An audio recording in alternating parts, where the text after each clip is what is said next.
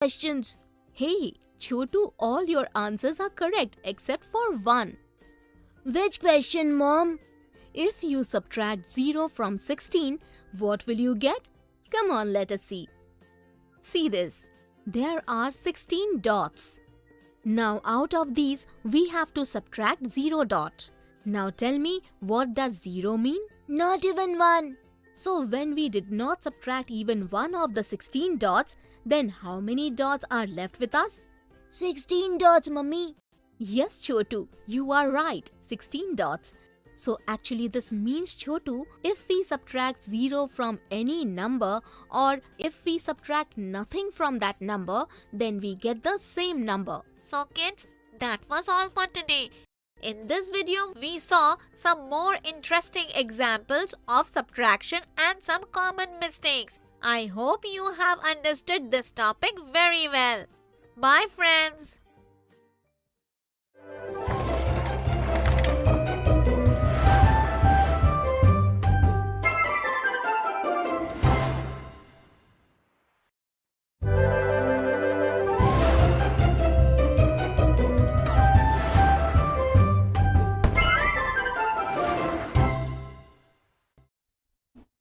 Simple patterns by stamping.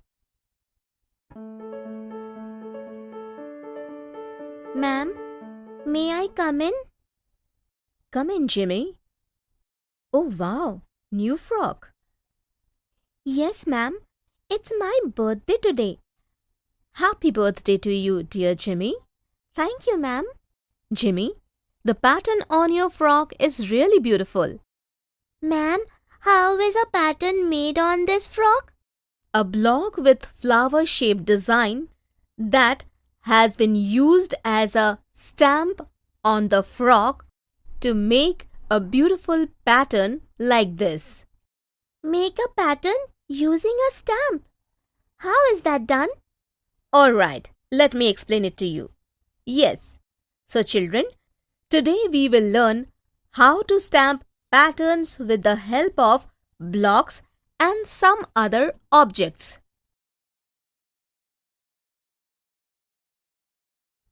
Ma'am, can you tell us what is a stamp? Choose a block that matches the design of the pattern you want and apply your favorite color on it. When this block is pressed against a cloth or paper, we call it a stamp. Look at Jimmy's frock. The pattern is made by stamping a colored block which has the design of a flower on it.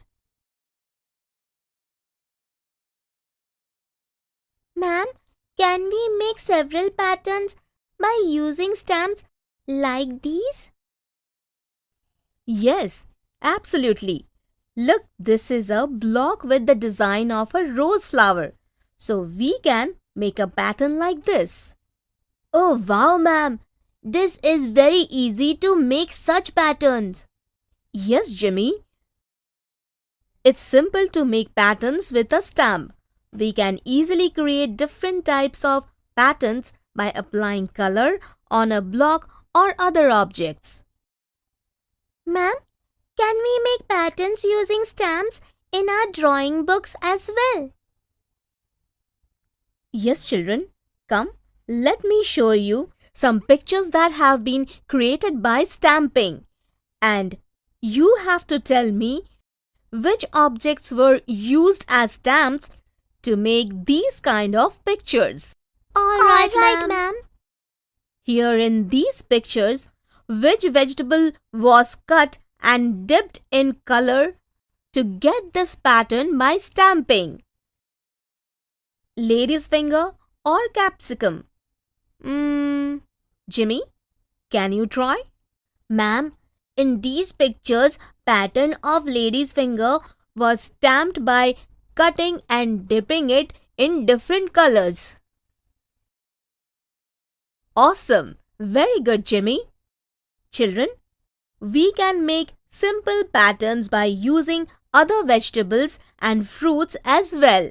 All we need to do is cut them and either dip them in color or apply color on them. See how pieces of apple are used here as stamps to create a pattern by repeating the design. Ma'am, how can I create a picture if I don't have anything to use as a block or a stamp? Jimmy, it is very easy. First of all, either soak your hand in color or apply some color on your hand, then stamp it on a paper. See, like this. Now dip one finger in the yellow color and stamp it like this. Then dip the rest of your fingers in different colors and stamp them like this. Now tell me, what do you think this is? Wow, ma'am, this is a picture of a tree. Yes, you are right, Jimmy. Children, look at these patterns. These were made by using fingers as stamps. Oh, wow. Ma'am, this is very easy. There are several other ways by which you can create patterns by stamping. How is that? Come on. Now let me show you patterns created using different types of objects as stamps. This is a pattern made by stamping a balloon dipped in different colors. 6 pencils were tied together and dipped in color. Then the bundle was used as a stamp to get this pattern. Now see this. Different designs were made on potatoes so that after applying color, these could be stamped for patterns. And yes, children, toys that can be worked as stamps are sold in shops too. You can also use them to create your favorite patterns.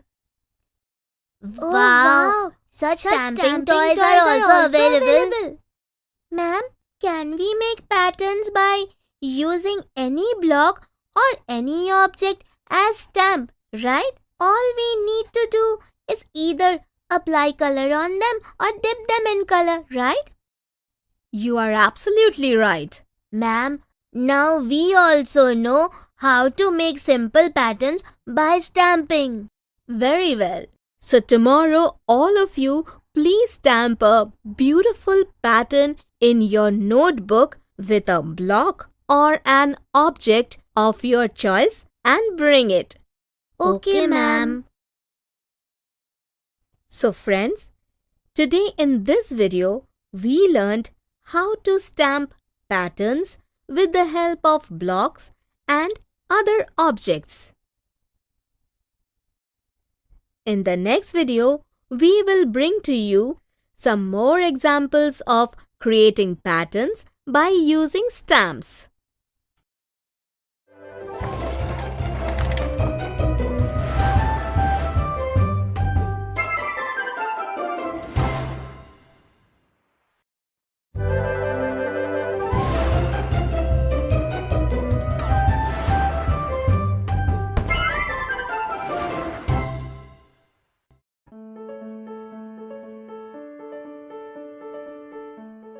Friends, today we will see some interesting examples of how to use objects around us as stamps to create different kinds of patterns.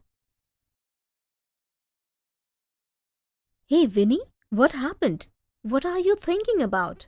Mummy, I have to create a beautiful pattern in my drawing notebook by stamping. I need to show it in school tomorrow. Oh, so you have to create a pattern by stamping. Yes, Mummy. But what should I use to create a simple pattern out of stamping? Vinny, look. Which vegetables are these? These are lady's finger and onions. Oh yes, our teacher told us that we can make use of vegetables as stamps to make patterns. You are right. So now we will cut this small onion into two halves like this and dip both the pieces in different colors. We will then stamp these on a paper and create a nice pattern. Pattern with an onion stamp. How?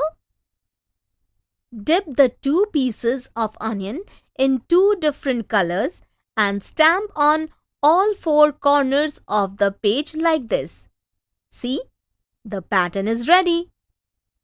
Oh yes. Now we can stamp on the onion in the middle also. Very good, Vinny. Mummy, can we create some other pattern by using onions as stamps? Yes, Vinny. Look, let us create 5 onion stamps like this, then right above it another 6 stamps in a different color and with 7 stamps on top in another color. Now begin with 4 stamps in a straight line and 5 stamps in a slanting line. This way we can make a boat. Oh wow, Mummy! Can we make a balloon by using onions as a stamp? Yes, Vinny. By dipping 6 pieces of an onion into 6 different colors, we can stamp them like this to make a balloon. Now to show that these balloons are tied with threads, we can draw lines like this. Wow! This pattern looks really beautiful. Yes, Mummy, can we also create a pattern by using both onion and lady's finger? Absolutely. Yes, Vinny. Let me show you. See, Vinny, first of all, we will make a drawing like this on a paper. Oh, this looks like a vase. Yes, it is a picture of a vase. Now with the help of onion and lady's finger, we will make flowers like this. Mummy, since this picture has 5 stems, so shall we make 5 such flowers? Yes, Vinny. But we will stamp the second flower using a piece of onion dipped in some other color, just like this. Do we need to repeat this pattern now? Yes, Vinny. Now let us make the third flower the same way we made the first. Yes, and the fourth would be the same as the second one. Now how would you make the last flower?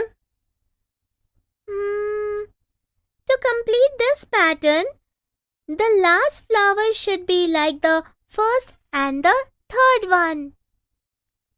Very good, Vinny. Now let's make a pattern on the vase using lady's finger as stamp. We will stamp on this strip of the vase. Yes, so let's stamp with 2 pieces of lady's finger dipped in different colors in this pattern. Oh wow! This vase is looking so beautiful. Yes, Vinny. Now go ahead and make a simple pattern of your favorite object in your drawing notebook using stamps. And I will go and cook some dinner. All right, Mummy. So children, today in this video, you saw some interesting examples of how you can use objects from your surroundings to create patterns by stamping. In the next video, we will talk about the days of the week.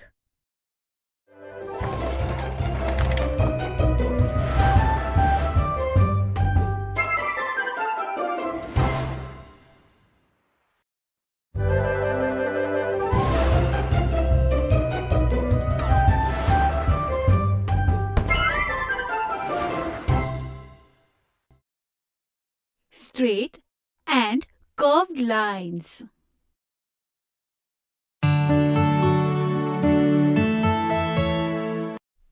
Tingu, what are you thinking? I want to draw a picture like this. But I'm thinking about how I would draw it. Oh, it is very easy.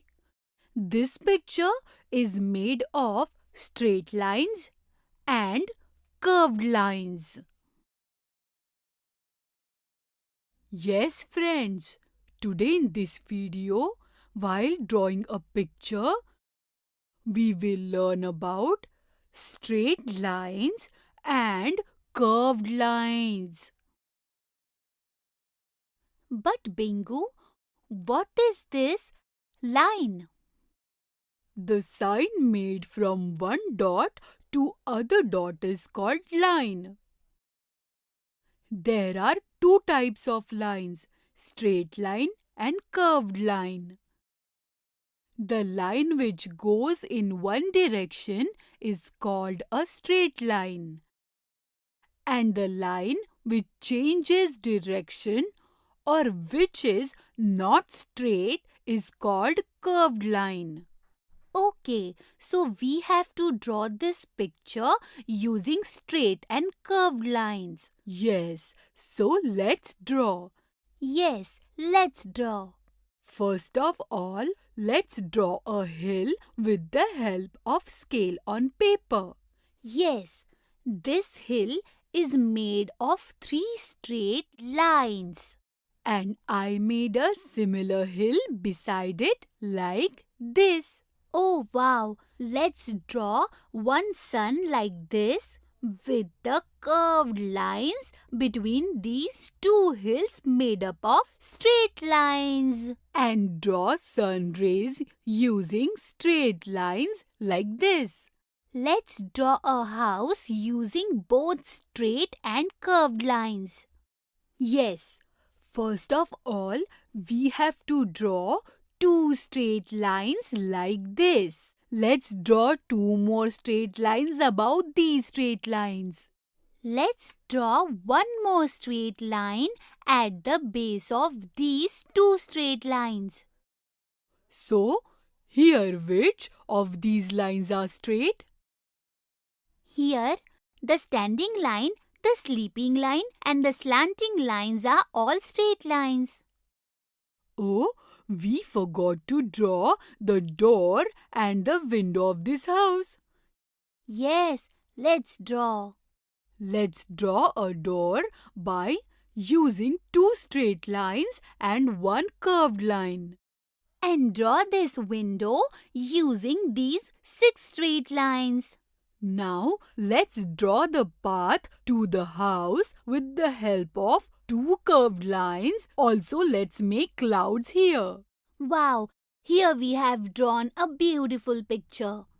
Let's fill it with colors. Yes, we will have fun. It is a very beautiful picture. Bingu, can we see straight lines and curved lines in objects other than drawings? Yes, we can see them in various objects around us. Look, this part of bowl is made up of curved line. If we place this bowl upside down and trace it, we get a circle. The circle is also made up of curved line. Yes, the shape of a CD is also curved. And all the edges of this box are made up of straight lines. Yes, the racing track of my cars is also made up of straight lines. Yes, but the edges of this racing track are made up of curved lines. Oh, Bingu, did you notice? Both our shapes are also made up of curved lines. And jalebi is also made with curved lines. Oh, it is very interesting. Yes, many objects in our surroundings are made with either straight lines or curved lines. You are right. Okay, Bingu, it's getting late. I will have to go now. Okay, yes, but we will meet again. Children, today we learned to make drawings using straight and curved lines. Now in the next video, we will know about shapes that are formed using straight and curved lines.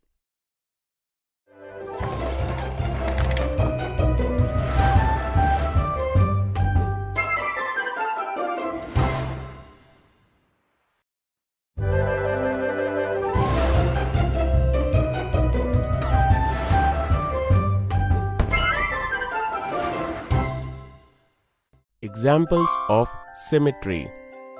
In the previous video, we learnt what is symmetry. Do you remember Sher Khan's magical mirror?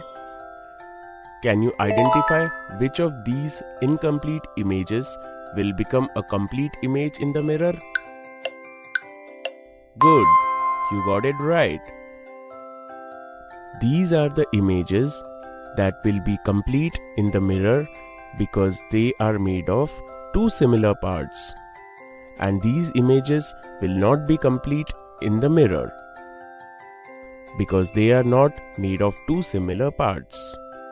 In this video, we will learn to divide an image into two similar parts with the help of dotted lines.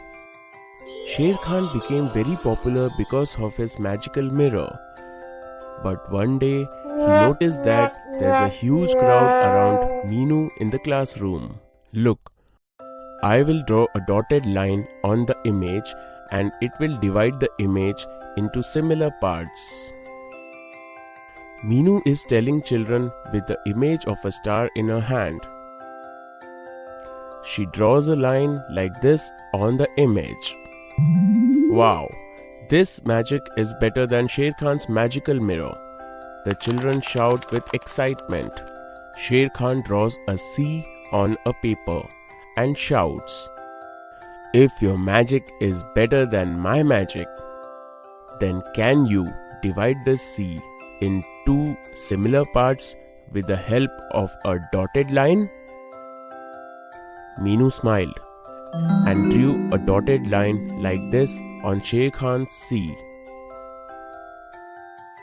Sher Khan is shocked. He takes Bhola to one corner of the classroom and tells him, "Bhola, you are very clever. Can you teach Meenu a lesson by proving that her magic is a failure?" "Okay, I'll help you," Bhola said to Sher Khan. Bhola draws a socks on the paper and tells Meenu, "Can you divide this image into two similar parts by using a dotted line?" Meenu thinks a lot and says, "No, I can't."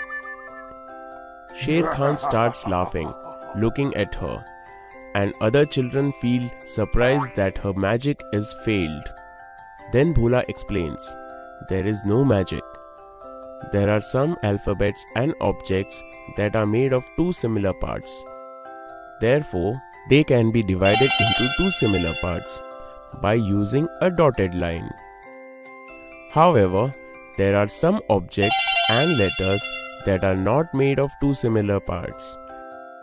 Therefore, they cannot be divided into two similar parts by using a dotted line."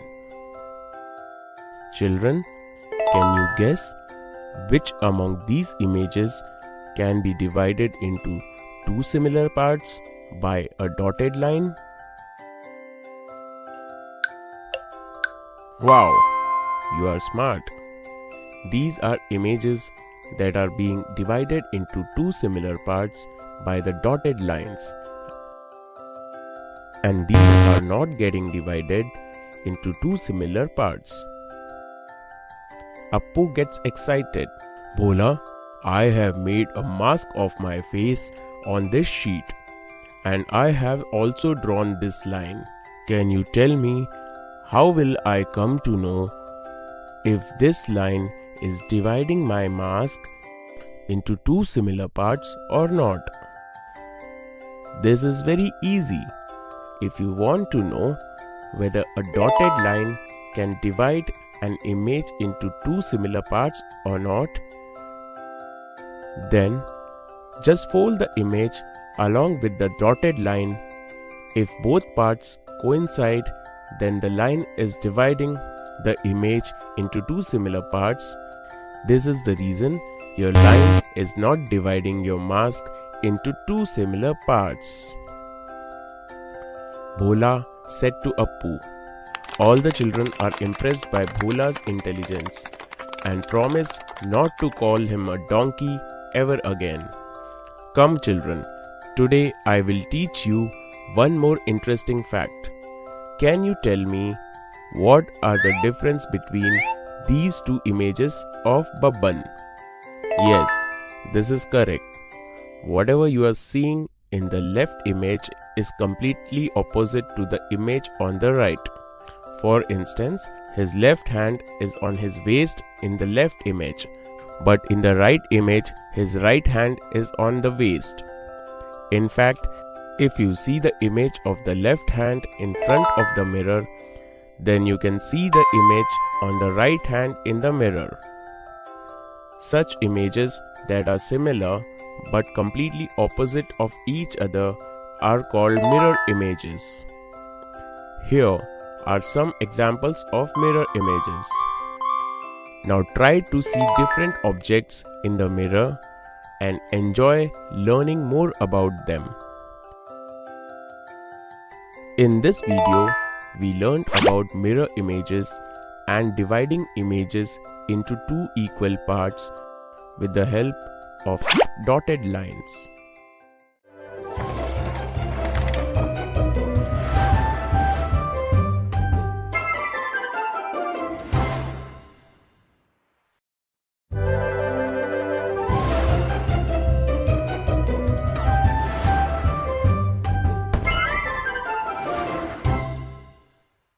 Hello children, in this lesson we will learn about the tiling patterns made from different shapes. Appu has come to Duck Uncle's shop to buy a shirt for his birthday. Uncle is showing him shirts with different designs. Look, aren't all these shirts beautiful? Children, do you see something unique in the design of these shirts? Yes, here shapes are being repeated again and again. What do we call this? Absolutely right. We call it a pattern. Appu loved the shirt made with the yellow flower pattern. He took the shirt from Uncle and started to walk towards his home. When Appu was going home with his shirt, he saw a certain kind of pattern of tiles on the path. Appu started thinking how this pattern would have been made. Just then, Sher Khan was passing by on way to his house. Appu asked Sher Khan if he could tell him how this pattern would have been made. Children, can you tell how these patterns on the floor are made? No. Come, let's learn it from Sher Khan. Sher Khan said to Appu that this is very easy.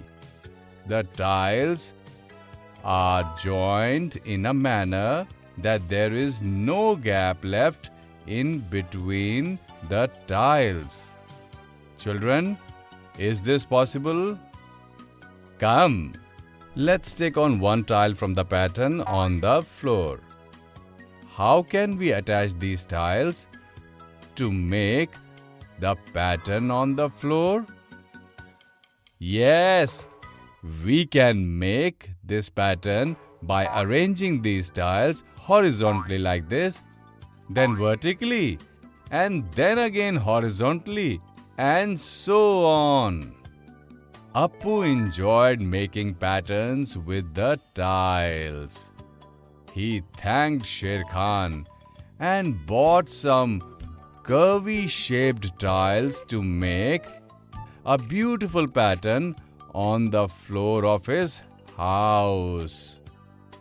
Appu reached home and with great excitement started making patterns with tiles bought from the market. He tried hard using Sher Khan's method, but he was unable to create the pattern. Children, can you help Appu make a beautiful design from these tiles? Make sure not to leave any gap in your design.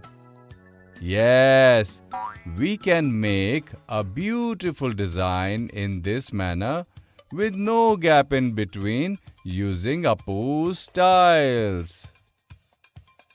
Appu is so happy to see his new floor that he is dancing with joy.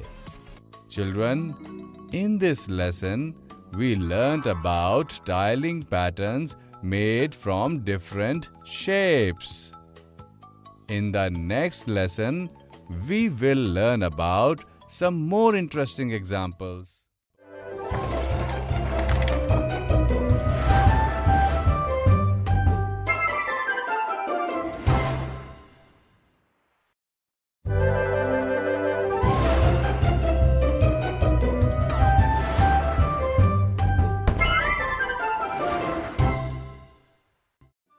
Children, in the previous lesson, we learnt about tiling patterns made from different shapes.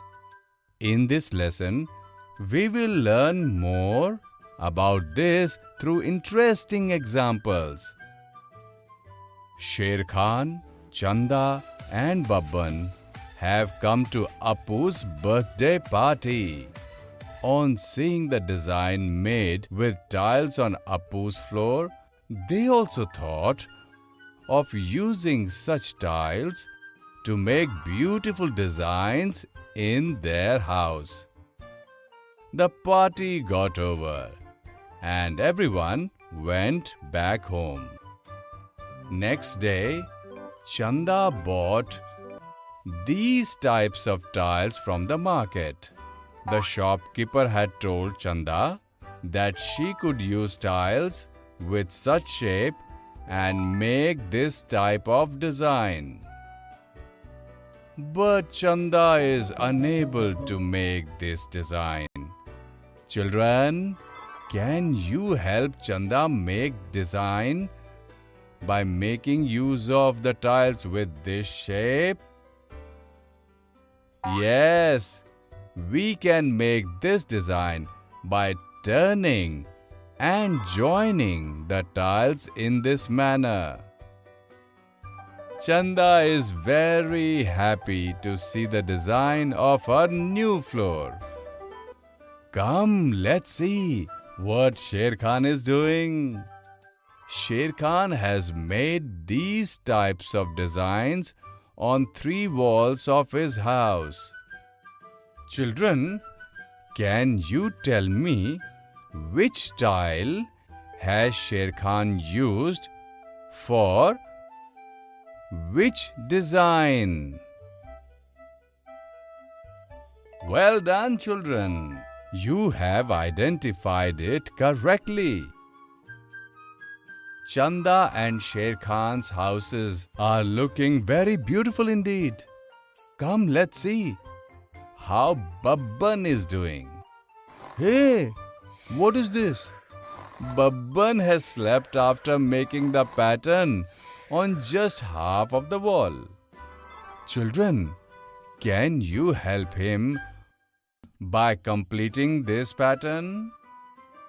Wow! Children, You have completed it correctly. Babban has woken up. Look how happy he is looking at his beautiful wall.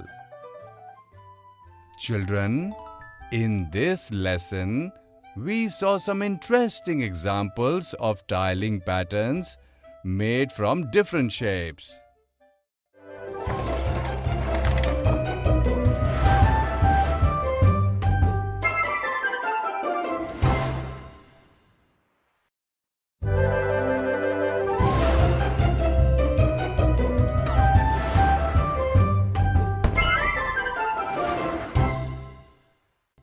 Children, in the previous lesson, we saw some interesting examples of tiling patterns made from different shapes. In this lesson, we will cover some misconceptions related to this. One day, Babban was going home. On the way, he stumbled upon something. When he looked down, he saw that one of the tiles of the floor was raised. The tiles made a pattern like this. When he tried to set the tile back on the floor, he saw a golden vessel under those tiles. Babban took out some other fixed tiles from the floor as well. Finally, he took that golden vessel out. He saw lots of gold coins inside it. Babban thought that he will bring a big bag the next day and will take away that treasure. He hid that vessel back under the ground. But he was not able to understand how the tiles were fixed on the floor. He placed the tile like this and went home happily.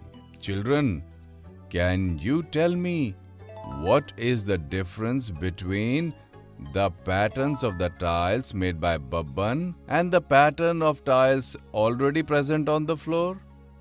Yes, in the pattern made by Babban, there is some space between two tiles, whereas there was no space in the previous pattern of the floor.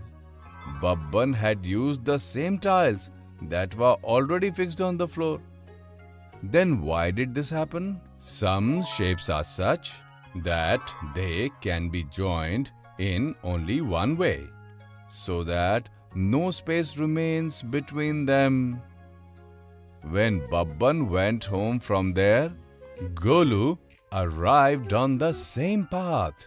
Golu looked at the tile placed on the floor and found that there was a lot of empty space between the tiles. When Golu bent and picked up a tile, he also saw that golden vessel. He removed all the tiles laid by Babban. Just like Babban, he also saw a lot of gold coins inside that vessel. Like Babban, Golu also decided to come and take away that treasure the next day. As he tried to relay those tiles, some of the tiles broke. Now Golu had an idea. There were some tiles at his home. He quickly got them. Golu's tiles were of this shape. Golu is thinking how he can make a design with them so that no space remains between two tiles. Children, can you think of any such design? That's right. We cannot make any such design using this shape so that no space remains between two tiles. Remember, children, there are many shapes like this one, which cannot be used to make designs, which have no space between them. Golu kept trying the whole night, but he could not make a pattern with those tiles. In the morning, a big crowd had gathered around Golu, and he had to share the treasure with all those people.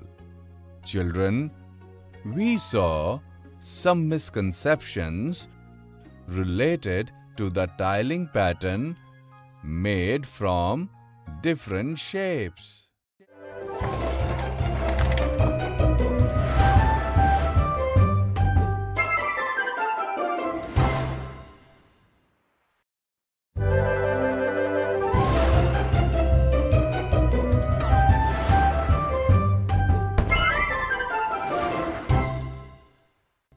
Children, do you like going on a tour of the market? Let's go on a market tour with Appu and learn more about the 3-digit numbers by grouping them. On the occasion of Appu's birthday, he has invited everyone to the party. To prepare for the party, he has come to buy some items from the market. Let us also walk with him. First, Appu visits Bunny Rabbit's stall. He has to buy hats for all the guests.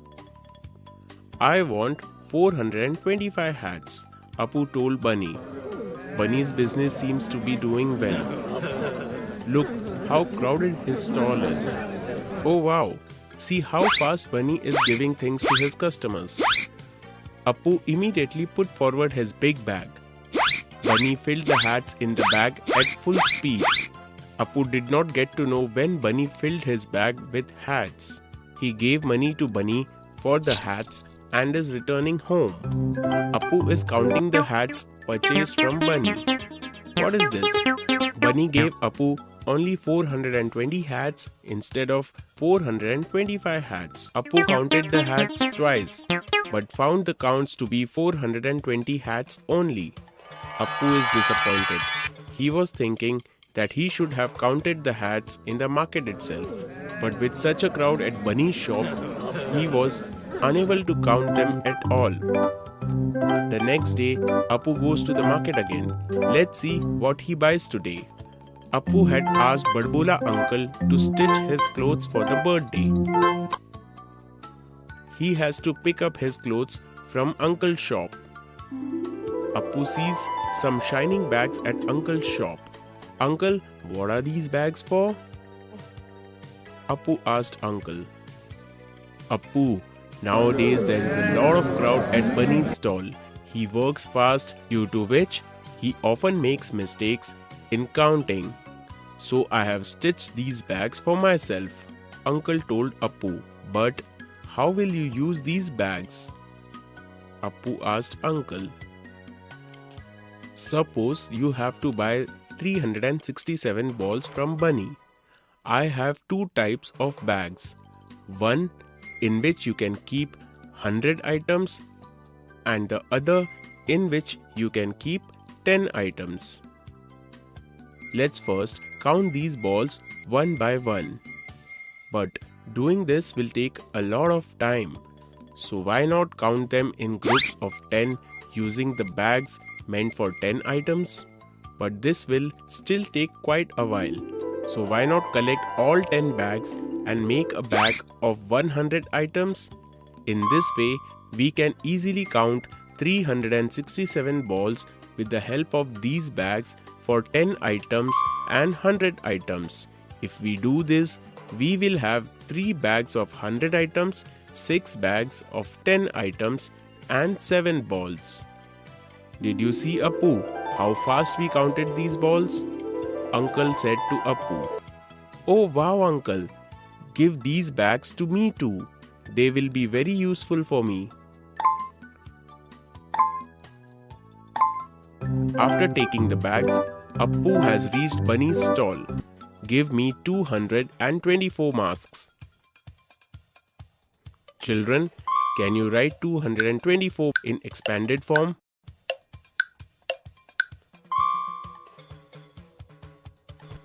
Yes, you have written it correctly.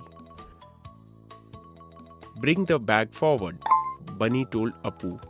This time, Appu first puts forward 2 bags of 100. He then puts forward 2 bags of 10. Give me my money, Bunny said to Appu. First of all, give me the 4 masks remaining. Then I will give you the money, Appu said to Bunny.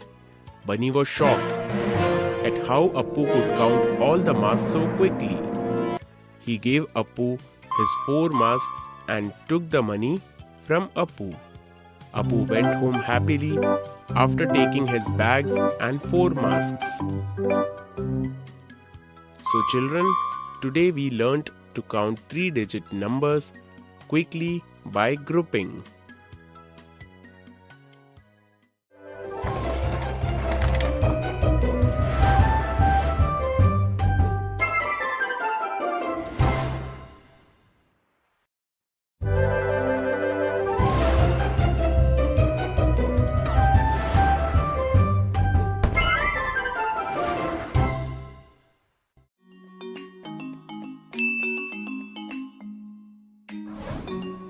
Good morning, students.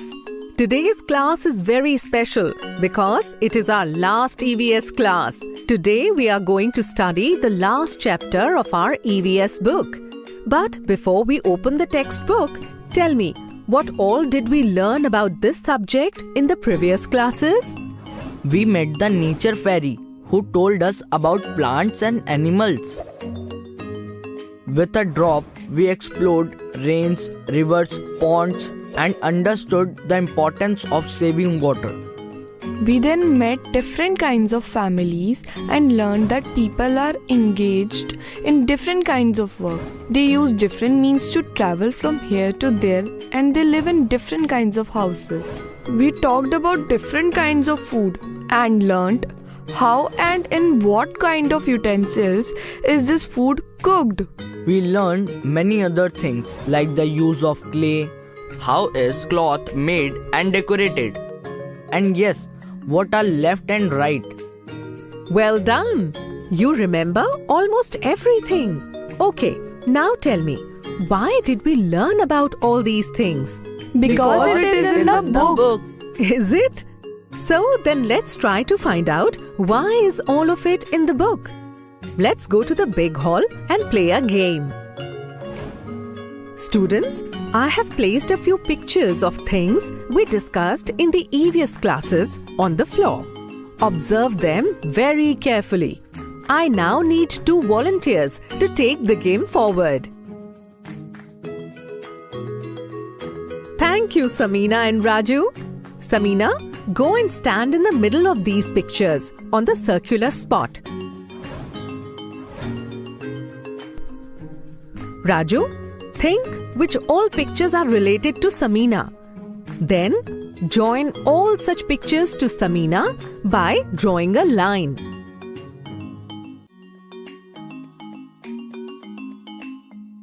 Done, ma'am. Raju, I also have a pet dog. Here I have drawn a line to the dog also. Tina, now you come forward. Tell me, which all pictures will you connect a house with? I will connect the house to water and Tell me, children, what all is a house made up of? It is made up of bricks, and bricks are made up of clay and water. houses are also made from wood, which we get from trees. Well done, children. Now all of you come one by one and connect each picture to different things with which it is related. Samina, you too come and make these connections. Thanks for volunteering at the beginning.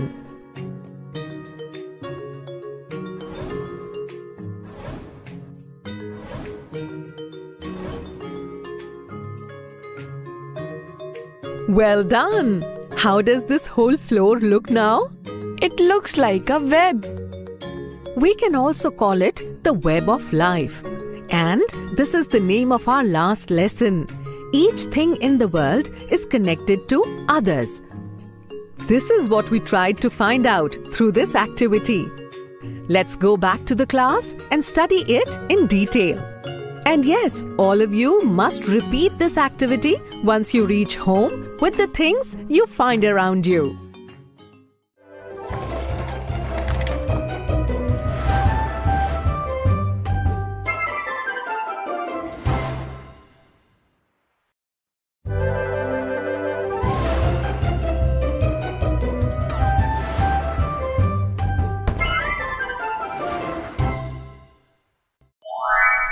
Size of shapes using squared sheets. Part 2. Today we will learn how to measure difficult shapes and how to compare shapes based on their measurement. Dad, why are you looking at this map for so long? Vandana, I want to build a small fish pond in our farm. So, I took the help of an engineer to make a map of our farm and the pond to be built in it. Look, this is the map of our farm and the pond is shown in this. I want our pond to be 1/4 of the size of the field. But by looking at the map, I am not able to find out whether the pond is 1/4 of our farm or not. Dad, I can help you out to find that. How? Madam has taught us to find the measure of difficult shapes, and the shape of both the farm and the pond on the map are difficult. Okay, then measure it and find out whether the measure of this pond is 1/4 of the total measure of our farm or not. First, we will measure the whole farm. But how will you do that? Take a look. This farm is covering some squares completely. First, count them. 1, 2, 3, 4, 183, 184. The number of squares completely covered by the farm is equal to 184. Now we will count the squares that are covered in half or more than half. Their number is 24. Some of the squares are covered in less than half by the farm. We don't count them. That means the farm has covered almost 184 plus 24 squares. Therefore, this farm covered almost 208 squares. It looks like this. Now you want the pond to be built in 1/4 of the farm, right? That means the pond should cover 208 divided by 4 squares. That is, if this pond covers almost 52 squares, then we can say that this pond is 1/4 of the farm. Yes, you are absolutely right. Now we will count the squares covered by this pond. The number of squares that are covered completely is 34. Now we will count the squares that are covered in half or more than half. Their number is 18. The number of squares that are covered less than half are not counted. This shows that this pond has covered 34 plus 18 equal to 52 squares, which is 1/4 of the squares that are covered by the farm. That means that the engineer has measured it correctly. This pond covers exactly 1/4 of our farm. Oh wow, Vandana, you have already become an engineer. No, Dad, there is still a lot to study for that. Today you have learned that difficult shapes can be measured based on the number of squares they are covering, and while measuring the shapes, squares that are covered in half and more than half are counted. The squares that are covered less than half are not counted.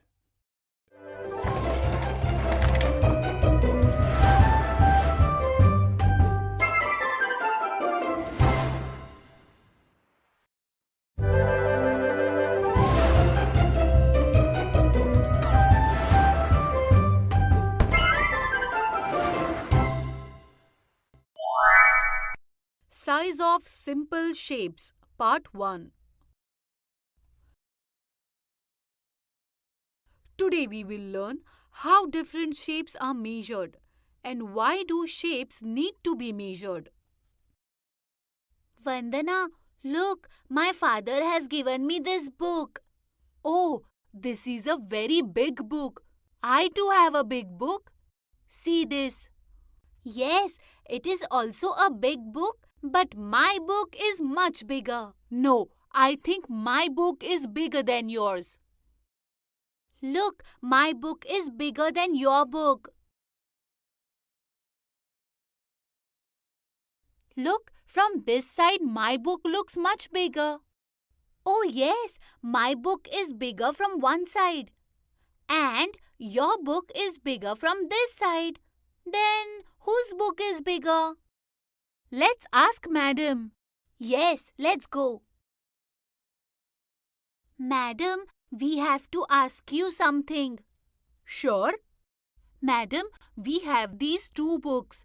We have to know which one of these two books is bigger. That is very easy to find. Vandana and Neha, you try to find out which of these two books occupies more space.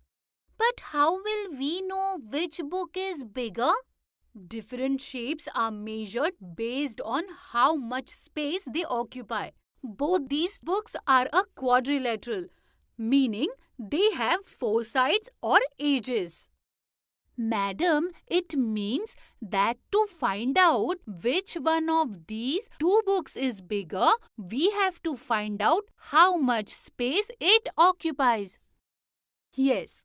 But madam, how can we find out how much space a shape occupies?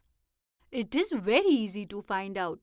For this purpose, we use square-shaped pieces. You can also make these pieces using paper, cardboard or plastic. I have square-shaped pieces made of plastic. All the sides of these pieces are 5 centimeters each. You take these pieces and place them on these books in such a way that it covers the whole book so that the pieces remain within the boundary of the book. Madam, I don't understand fully. Can you show how to perform one book so we can do the other one ourselves? Alright, check this out. This is your book. Now we place the square-shaped plastic pieces on top of this book in such a way that there are no gaps between the pieces. Madam, the book is completely covered with square-shaped pieces. But how do we know the measurement? Of course, we know now that we need 36 pieces to cover this book. Now measure the other book in the same way. Then you will know yourself which book is bigger. Okay, now we will measure the second book. We place these square-shaped pieces on the other book in such a way that no piece is placed on top of each other. Now tell me, Vandana, how many pieces did you need to cover this book? We used 35 pieces to cover this book. Now tell me, whose book required more pieces to cover? Madam, 35 pieces were used to cover my book, whereas 36 pieces were required to cover Neha's book. That means, Madam, more pieces were required to cover my book. So does this mean that Neha's book is bigger than mine? Yes, because Neha's book will occupy as much space as 36 pieces. And your book will occupy as much space as 35 pieces. This means that Neha's book occupies more space than your book. That means Neha's book is bigger. Now I understand why we can say that Neha's book is bigger than my book. Like this, what are the objects we can measure? Whenever you asked to measure a shape, you can use this method, Neha and Vandana. Give us some examples, madam. Alright, Neha. See, you can measure the desks of your class. You can also measure the board in your class in the same way. Field measurements are also taken in this way. But madam, why do we need to measure like this? See, Vandana, every object has a different purpose, and that purpose defines how the object will be measured. For example, when making your class desk, special attention is paid to all the things that will be placed on it. The more items that can be placed on it, the more useful it becomes. So, to measure your class desk, we will measure how much space it occupies. Similarly, the efficiency of a farm depends on how many plants can be planted in it. If the field is small, it occupies less space, then fewer plants can be planted on it. And if the field covers more space, then more plants can be planted on it. Therefore, to measure a field, we will measure how much space it occupies. Understood, madam. Madam, can you give us these pieces? We will measure a lot of objects with this. Why not, Vandana? Keep this with you and measure different objects with it. Thank you, madam. Now we can measure many objects. Today you learned that to measure any shape, we find how much space it occupies. And to measure some items like fields, desks, etc., we measure the area they cover.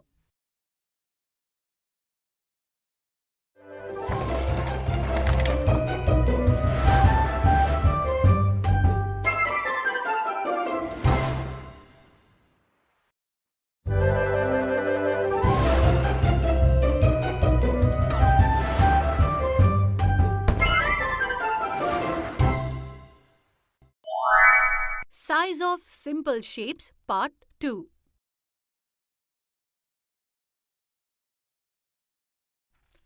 Today we will learn how to measure how much space a shape occupies if we do not have enough pieces to measure. Neha and Vandana, what would you like to learn today? No, madam.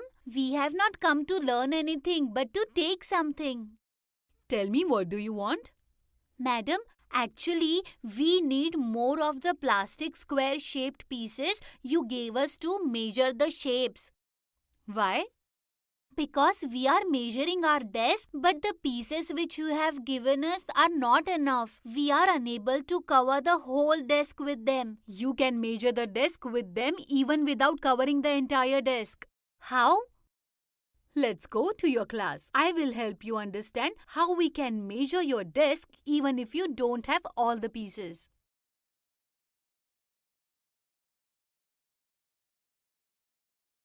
See, madam, all the pieces have been used, but we could not measure the desk. With so many pieces, we can easily measure the size of the desk. See, I will explain. To measure this shape, I will place these pieces on it. Vandana, now you tell us how many pieces were required to cover this shape completely? 4. Let me remove one of these pieces. Now Neha, you tell me, with the help of just 3 pieces, how can we know that 4 pieces will be required to cover this shape entirely? It is very easy. There is an empty space equal to 1 piece. So by looking at it, we can tell that 4 pieces will cover this shape completely.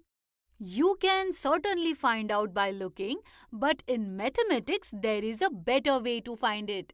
That I don't know, ma'am. No problem. I will tell you. Tell me, how many pieces are placed in the top row? 2 pieces, madam. Now, Neha, you tell me how many pieces are placed in the side row? Madam, the side row also has 2 pieces. You both are right. Now we will multiply the number of pieces placed in the top row by the number of pieces placed in the side row. This will tell us how many pieces will be required to cover this shape. That means to know how many pieces will be required to cover this shape, we have to multiply 2 by 2. Am I right? Yes. Multiplying 2 by 2 will give us 4. That means 4 pieces are required to cover this shape. Yes. But madam, in this particular shape, we could just count and find out. Yes, in this particular shape, you could count and find out. But it is not so easy to count when there are very large shapes, such as your desk. In such situations, this method works better. Now we will try to measure the desk. Yes, go ahead. 18 pieces are placed on the top row of the desk and 6 on the side. So we multiply them to identify how many pieces will be required to cover the entire desk. We get 108 on multiplying 6 by 18. So does this mean that we will require 108 pieces to cover this desk completely? Yes. Wow, this method is very good. In this way, if we know the number of pieces used in the top row and the side row, we can find out the total pieces required. That is why I said you don't need more pieces for this. Today we learned by multiplying the pieces placed on the top row and the side row of any shape, you can find out how many pieces will be required to cover the shape completely. That is, to measure a shape, we don't need to cover the entire shape. We only require enough pieces to cover the top and side edges.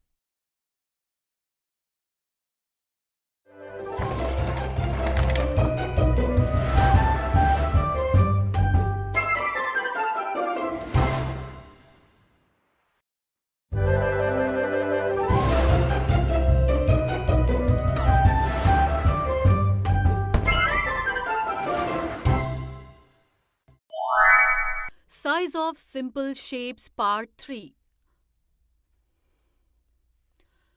Today we will learn the correct way to measure shapes with the help of square-shaped pieces.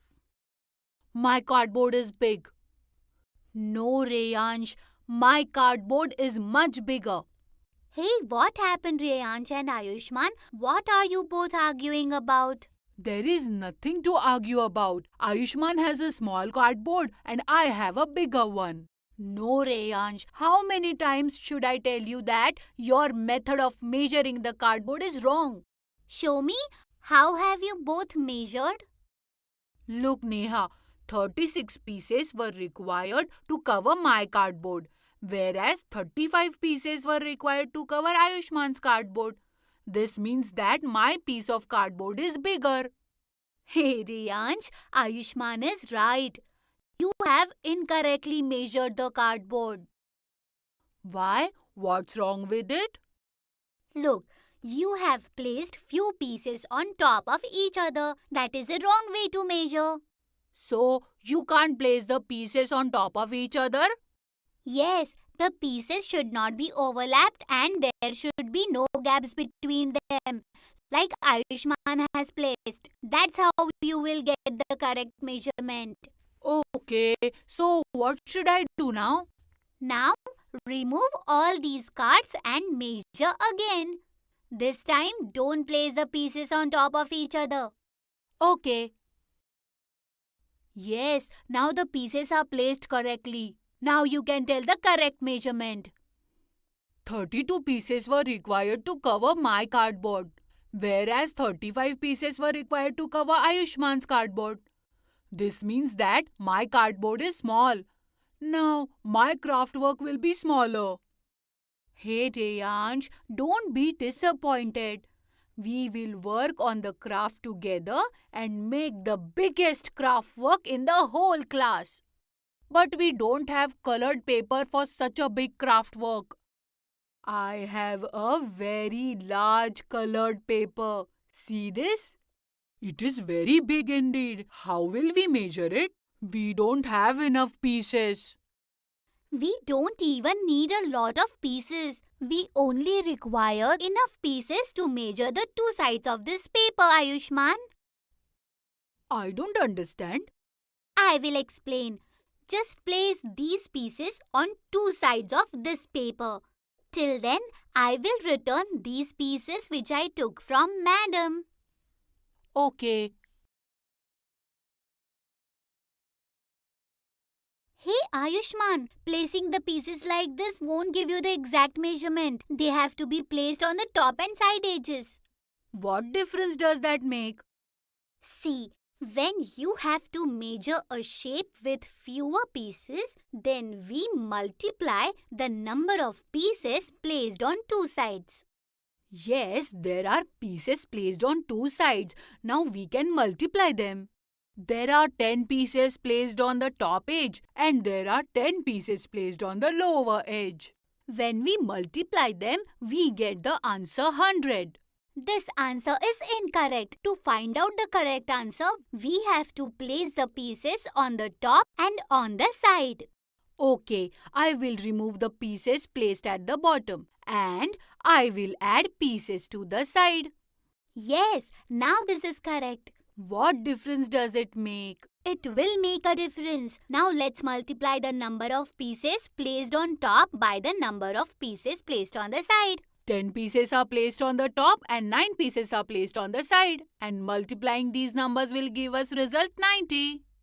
Look, it made a difference. First answer was coming to be 100 pieces. Now the answer coming 90 pieces. And this is the correct answer. So a total of 90 pieces will be required to cover this paper. Oh, now I get it. This method is much better. With this, any shape can be measured with fewer pieces. Yes, that's what I was saying. Today we learned that to measure a shape, when we place the pieces on it, they are placed in such a way that there are no gaps between them, and we have to keep in mind that the pieces are not placed on top of each other.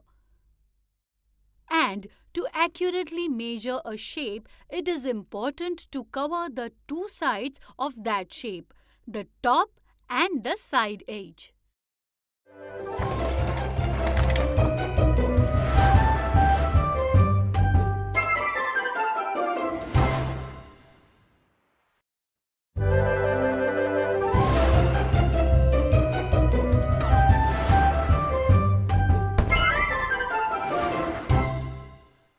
Going to school. Part 2.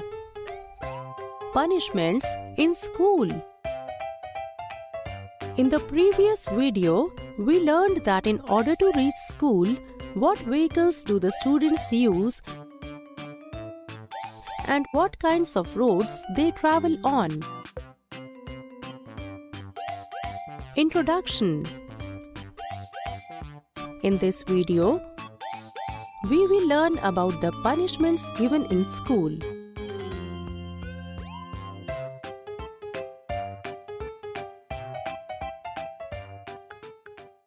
Hey Bittu, why are you not ready yet? Don't you have to go to school today? Grandpa, I don't want to go to school today. But why Bittu? Grandpa, I have not completed my homework for today. So my teacher might scold me. Have you ever been scolded in school? Why were you scolded? Bittu, you are so scared of being scolded. When I was in school, I received punishments that were much more severe. Grandpa, why were you punished? Bittu, I used to go to school in a bullock cart. So sometimes I used to get very late. So I was beaten for it.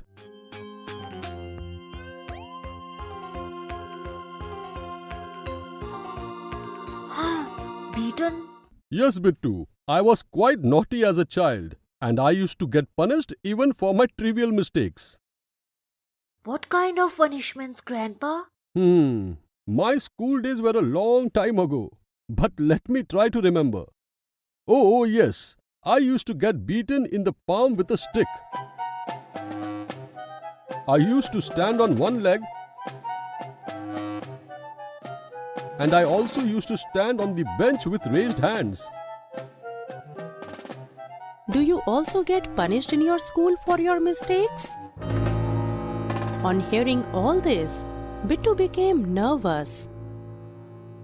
Grandpa, do schools use such punishments today as well? Oh no, Bittu. Nowadays, these kinds of punishments are not used in schools. So, Grandpa, now that schools don't give any such punishments, can children do whatever they want? Oh no, Bittu. Children should always obey their teachers and listen to everything they say. Only then they can receive good education. Yes, Grandpa, I understand that, but I think I will still be scolded today if I don't complete my homework. But Bittu, why didn't you do your homework yesterday? Grandpa, yesterday I was watching a cricket match and so... Bittu, you should always finish your homework first before doing such things. Yes, Grandpa. Don't worry, Bittu. There is still an hour left for school. I will help you complete your homework. Now tell me, your homework is on which subject? Environmental studies, Grandpa. Very nice. Let's start. Bittu started doing his homework. His grandpa helped him when he got stuck. Are punishments given in your school also? Do you think punishments are the right way to deal with children? Can you think of any method by which schools can improve their discipline without using punishments?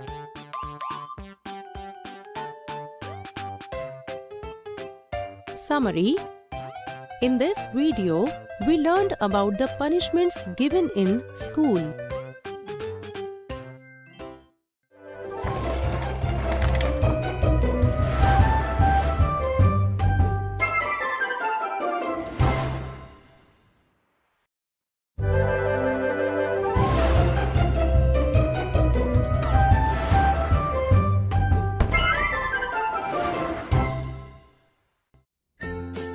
Shapes. Hello children. Do you remember that in the previous video I taught you to recognize the shapes of the objects? Today I will teach you to draw pictures of objects with the help of different shapes. Come, let's see what Ravi and Priya are making in their books. Teacher, if we want to draw a tree, then which are the shapes should be used? A tree can be made by joining the circle and rectangle. First we will make the trunk of the tree with a rectangle. Then we will make 8 small circles like this. Now if we join the outer boundary of this shape and erase all the other lines, then it will become the upper part of the tree. So, isn't it correct? Come on, now draw a kite. I love flying a kite. If we join 4 triangles together, then a kite will be formed.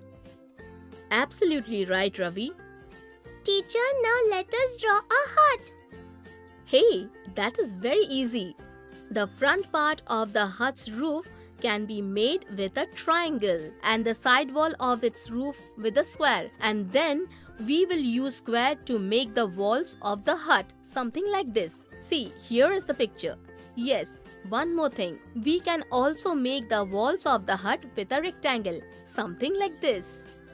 Children, do you know how does a star look like? Would you like to draw a picture of a star? Yes, teacher. Every night I watch the stars in the sky. But what is their shape, teacher? See, Priya, to make a star, first of all, you need to make a pentagon. Now make a triangle on each of its edges. You have to make 5 triangles like this. And see, we have formed a star. Come on, now look at this painting. Whose picture is this? This is a boat, teacher. I know how to draw it. If we look at the lower part of the boat, from the middle it looks like a rectangle. If we make 1 triangle each at both the edges of the rectangle, then the lower part of the boat would be complete. Now we will draw a line to make its upper part and will make a big triangle on its left side and a small triangle on its right side. How do you find my boat? Oh wow, the boat is made by just using the shape of rectangle and triangle. Summary. So children, did you all see how easily Ravi and Priya drew objects with the help of shapes? I hope you have also learned to draw these objects. In the next video, we will learn to draw some interesting objects by joining 3 or more shapes. Thank you.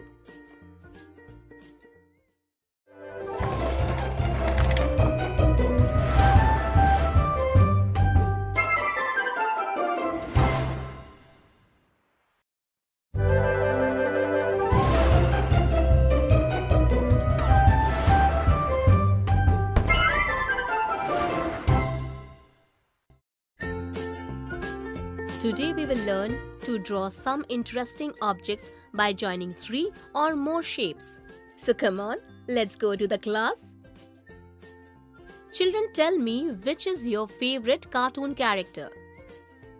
My favorite cartoon character is Mickey Mouse. So come on, now tell me with which shape you can draw the character Mickey Mouse. It can be drawn by joining 6 circles. Its big face can be made with 1 circle, 2 circles for its ears, 2 circles for its eyes, and 1 circle for its nose. Absolutely correct. Now tell me, can any one of you draw the picture of a cat? Yes, teacher, I will try to do that. First of all, its eyes and face are made from 3 circles. Then its tail and 4 legs can be made with 6 rectangles. Now its ears, nose and upper part of its tail can be made with 4 triangles. At the end, its claws from 4 squares. See, the cat is drawn. Teacher, is it correct? Very good, Priya. This is a very interesting drawing. All of you must have seen the train. So come on, today let's draw its engine with the help of rectangle, circle, triangle and square. If you want, then you can pause the video over here and think. See this. Its wheels are like a circle and its chimney is made of 2 rectangles. Rectangle to draw the whole engine and 1 window in the shape of a square. So how was it, children? Can you tell me the total number of rectangles, squares, triangles and circles in this picture? You can seek help from your friends and teachers. So children, did you see that how we drew different objects by joining 3 or more shapes? Now you also draw various beautiful pictures with the help of these shapes. Thank you.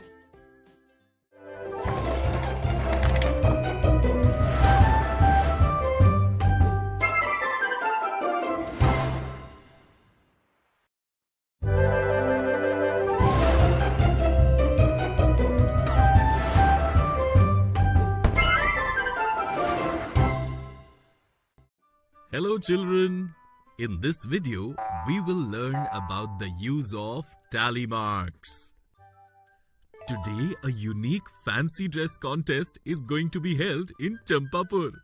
Chanda, Babban, Sher Khan, Gaggu and Bhola have participated in the competition. Look, the competition has started. All the contestants are coming on stage one after the other. The contest is over. Badbole uncle, the host of the competition, told the audience, "The names of all the contestants have been written on the board placed near the stage. You can vote for the contestant whose costume you liked the most. Draw a vertical line like this for the first vote. For the second vote, create a horizontal line in this way. For the third vote, a vertical line like this. And for the fourth vote, once again a horizontal line. And for the fifth vote, we will make a diagonal line like this to form a group of tally marks. And then for further votes, we will repeat this process and make groups of tally marks. At the end of the day, whoever gets the most votes will be the winner of this contest. The day is over and all the viewers have casted their votes. Now, Uncle started counting the tally marks written on the board. Let's see which contestant has got how many votes. Let us see how many votes Gaggu has received. How many groups of tally marks are there? Yes, there is only one group of tally marks and 3 lines. This means Gaggu has got 5 and 3. 8 votes. Children, can you tell us how many votes Babban has got? Yes, absolutely right. There are 2 groups of tally marks and 2 lines in front of Babban's name. This means Babban has got 12 votes. Children, can you tell how many more votes has Sher Khan received than Babban? Sher Khan's votes consist of 3 groups of tally marks and 1 line. Sher Khan has got 3 times 5, 15 plus 1, 16 votes. And Babban has got 12 votes. This means Sher Khan has got 4 votes more than Babban. Now, can you tell how many more votes has Chanda got than Sher Khan? If you wish to, you may stop the video and find the answer. Yes, Chanda has received 19 votes and Sher Khan has got 16 votes. This means Chanda got 3 more votes than Sher Khan. Barbole uncle too, like you, counted the votes and announced the winner of the contest. Children, can you tell who won the contest by getting the most votes? Absolutely right! Chanda with the maximum votes, 19 votes, won the contest. Barbole uncle gave Chanda the trophy and the audience started clapping and cheering loudly. Children, in this video, we learned about the use of tally marks. In the next video, we will learn more about it through some interesting examples.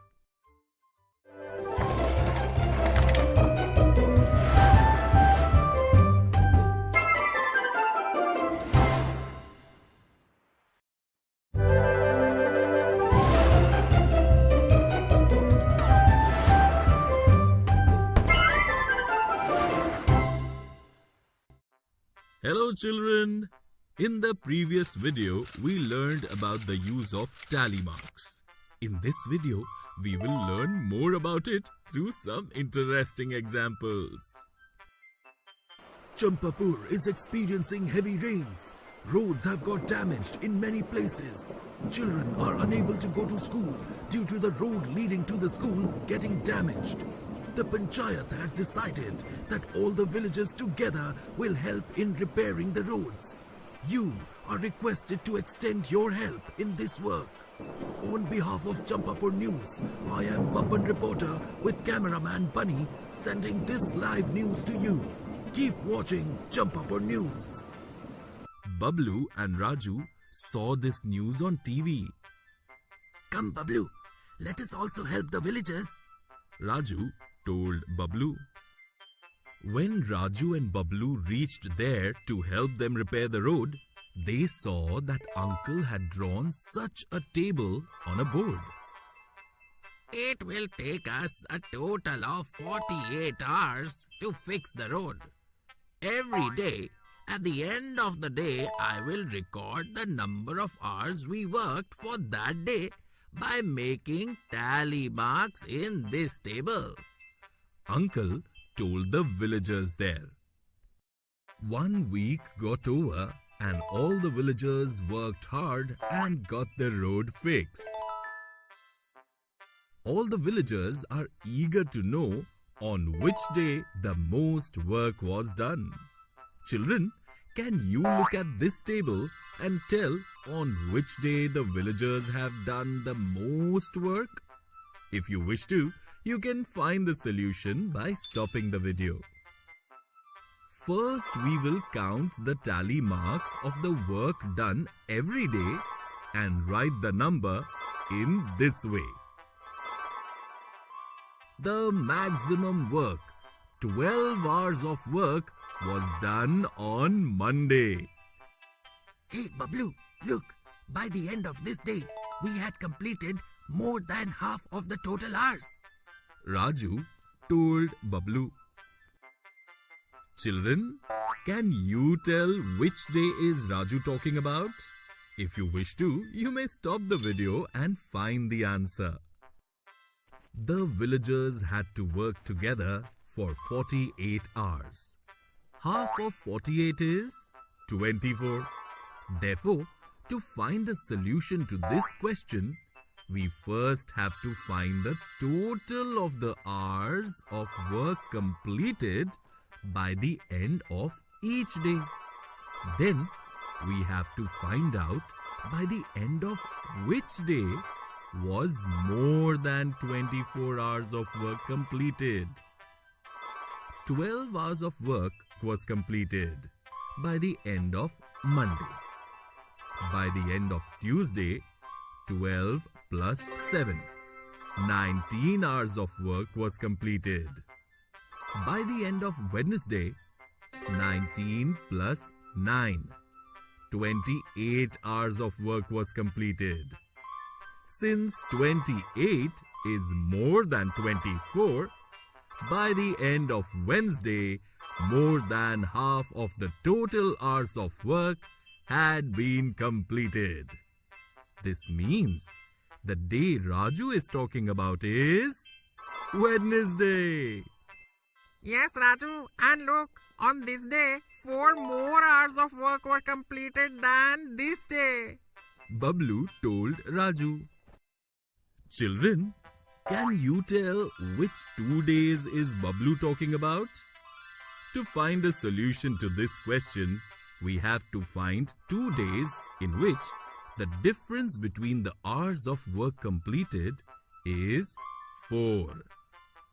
If we look closely, we will find that 7 hours of work were completed on Tuesday and 11 hours on Thursday, which is 4 more than 7. So Bablu is talking about Tuesday and Thursday. Raju, we worked so hard and finally got the road to the school fixed. Yes, Bablu, I agree. There is a lot of strength and unity. Let us go home and prepare to go to school tomorrow. All the villagers happily returned to their respective homes. Children, in this video we learned more about the use of tally marks through some interesting examples.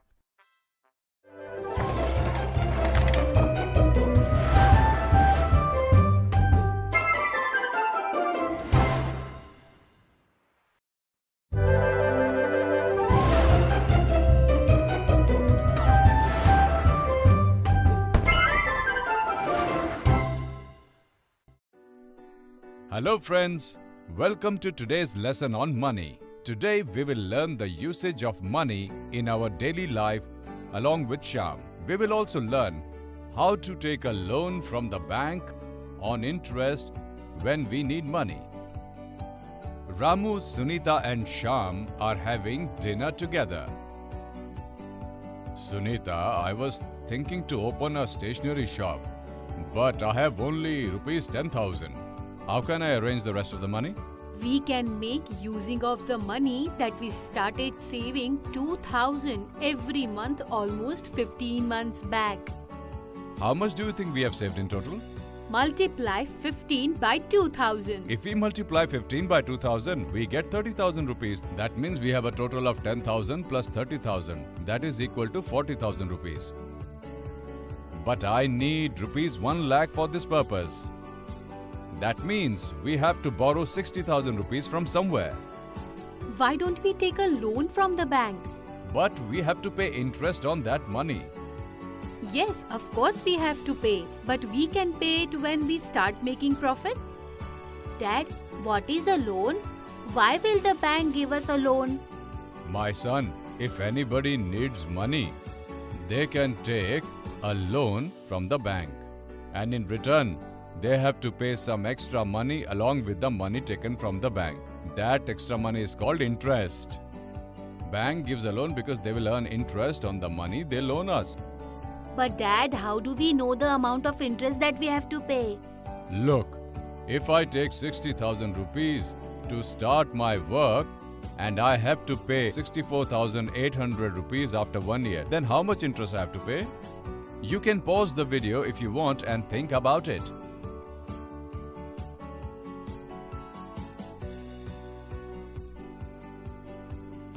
If we subtract 60,000 from 64,800, we get 4,800. That means you have to pay 4,800 rupees as interest. But Dad, how do we know the amount we have to pay in a month? How many months are there in a year? 12. Since I've taken the loan for 1 year, we will divide the total amount by 12. Then tell me, how much do we get if we divide 64,800 by 12? You can pause the video if you want and think about it.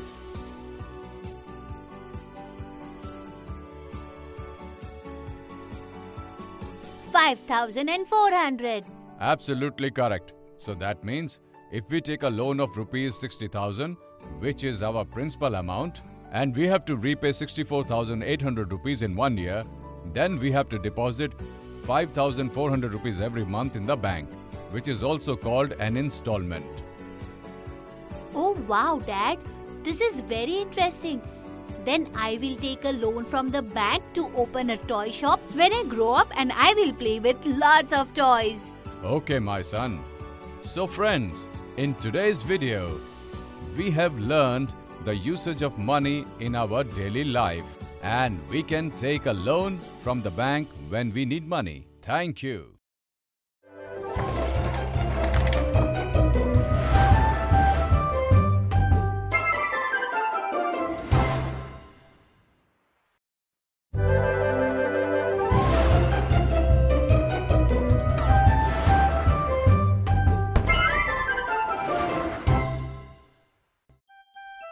Displacement and its related aspects. Hello friends, I am back. I was telling you the story of Munna. I told you how he was displaced from his village and how he came to Pune. I was very impressed with his story and went to my father with a lot of unanswered questions. I wanted to know more about the process of displacement. I wanted to know about the difficulties faced by people during displacement and about the solutions to the problems. I went to my father who was reading a book. My father likes reading books. Learning objectives: to understand the consequences of displacement, to understand the solutions for these problems. Hello, Father. What are you studying? Can I talk to you? Yes, sure. Please sit. Father, today I met a boy who was displaced from his village and is facing many difficulties. Okay, why was he displaced? They are constructing a dam in his village, and hence the officials asked the villagers to leave that place and move to another village.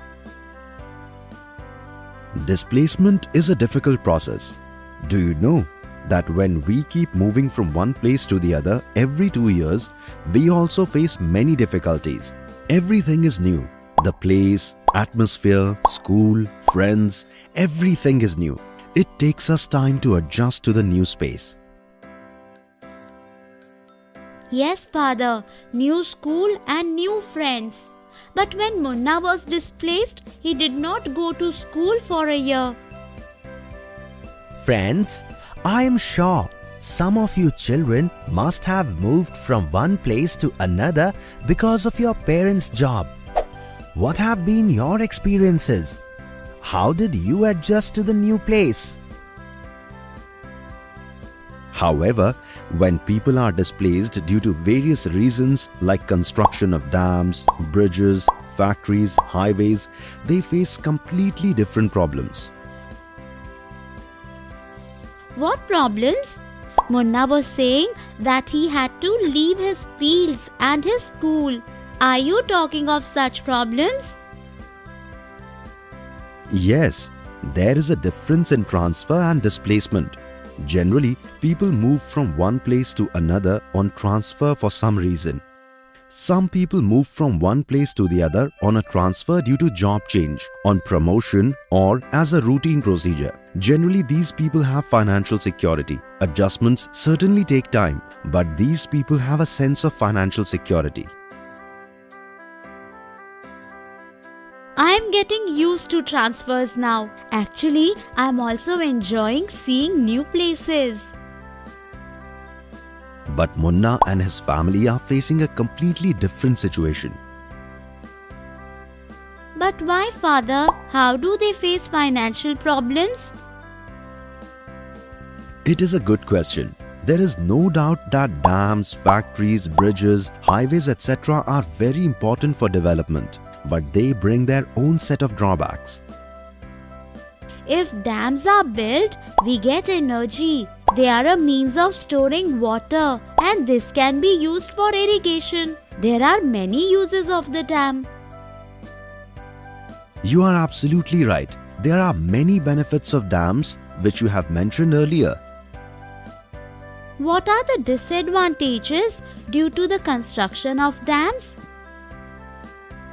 Due to the construction of dams, the displacement of tribal people, loss of non-forest land, loss of forests, flora and fauna takes place.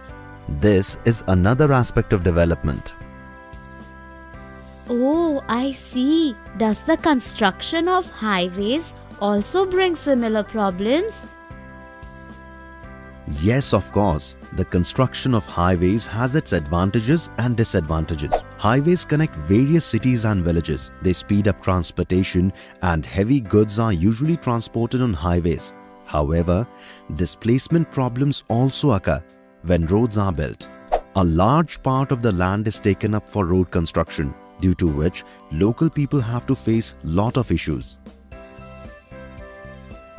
Friends, we have highlighted the advantages of dams and roads projects. I am sure you have seen some developmental projects in your area. Can you list them and their benefits? Father, there is a big difference between our transfers and the displacement of Munna, isn't it? Yes, displacement creates landlessness, homelessness, neglect, food insecurity, increase in morbidity and mortality, and becomes the cause of social dissatisfaction. People who are displaced face poverty. Poverty is because displaced people cannot generate income. It is very sad. I wish we could help Munna and many displaced families like his. Development is important. Development is possible by having dams, bridges, highways, military installations for security, etc. But the government needs to plan everything so that people are not displaced suddenly. A proper rehabilitation policy should be drafted. Local people should be involved in planning projects right from the beginning. Their ideas should be taken. The government should do everything to protect the lives and rights of the displaced people. How is it possible, Father? The cost of giving land, houses, and other property to the displaced should be borne by the government. The government should build rehabilitation sites and provide alternative land for agriculture to the displaced people. Government should also provide alternative jobs to help displaced people and undertake other economic rehabilitation activities. Oh, okay, Father. Is there any way we can help Munna? Give me some time. I know some agencies that are helping to educate such displaced children. I will talk to the agency concerned to help Munna and his sister. Thank you, Father. I'm sure someone will help. We helped Munna and his sister by getting them enrolled in a school for street children. Munna is very happy that he is going to school. I'm sure he will study well and lead a good life. In this video, we have learnt about problems caused by displacement and also learnt how to overcome them to some extent. Thank you for watching this video. Bye.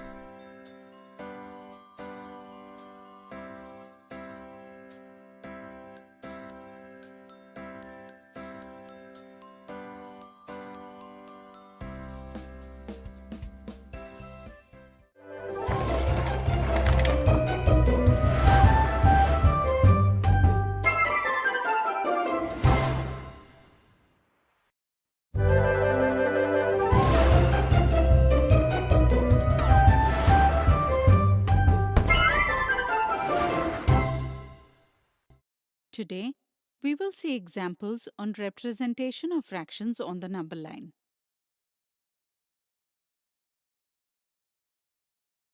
Ankita takes 6 minutes to go to school from her home. If she covers equal distance in every minute, then how many parts of the total distance will she be covering in 4 minutes? Represent the answer on the number line. This is Ankita's home and this is her school. Ankita takes 6 minutes to reach school from her home. Since she covers equal distance in each minute, we can say that in 6 minutes, she will cover 6 parts of the total distance. We have to find out the distance she will cover in 4 minutes. As you can see, in the first minute, Ankita covers 1 part of the total distance which can be represented in a fraction as 1 by 6. Similarly, in 2 minutes, she will cover 2 equal parts of the total distance, which can be represented as 2 by 6. In 3 minutes, she will cover 3 parts of the total distance. That means the fraction will be 3 by 6. And similarly, in 4 minutes, she will cover 4 parts of the total distance, which can be represented in a fraction as 4 by 6 parts. Now let's represent 4 by 6 on the number line. Can you find its position? Think for a while. Let me explain. In order to do this, first we will make a number line.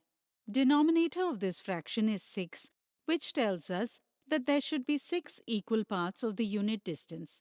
So let's make 6 equal parts of a unit distance. Since we have to take 4 parts, we will count 4 parts after 0 and represent the fraction as 4 by 6. Example 2. Which number will appear at the position shown on the number line? As you can see here, distance from 0 to 1 is divided into 12 equal parts. The number at the position which we want to know is present between two whole numbers 0 and 1. So this will be a fraction. Since this number represents 5 parts out of 12 equal parts, we can say that the fraction will be 5 by 12.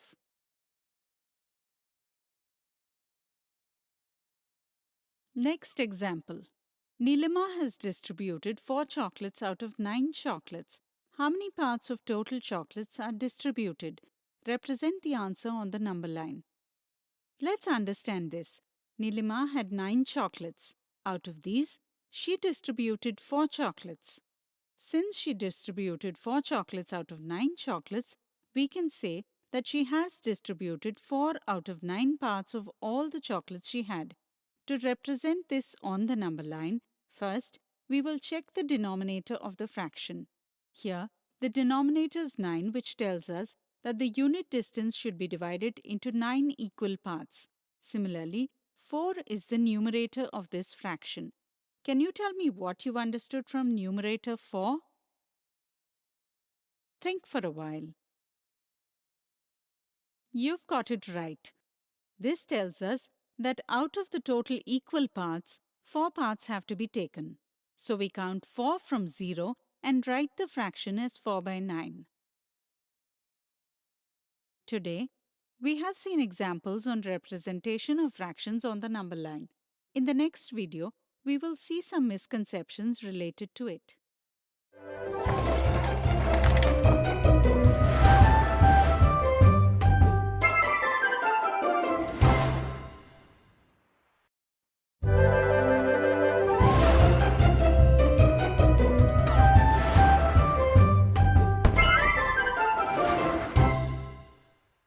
Today, we will see some misconceptions and common mistakes related to representation of fractions on the number line.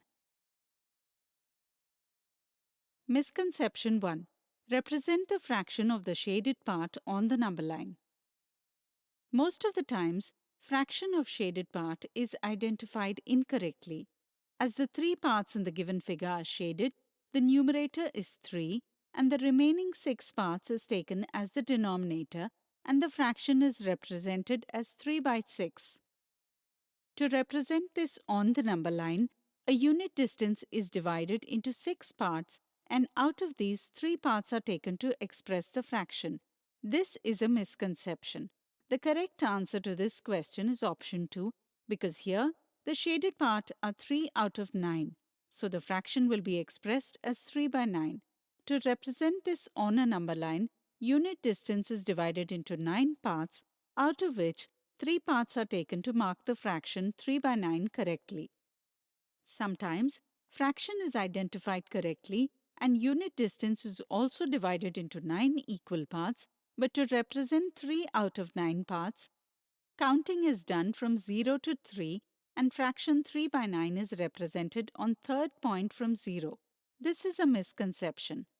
Counting of parts must start from the point next to 0. Misconception 2.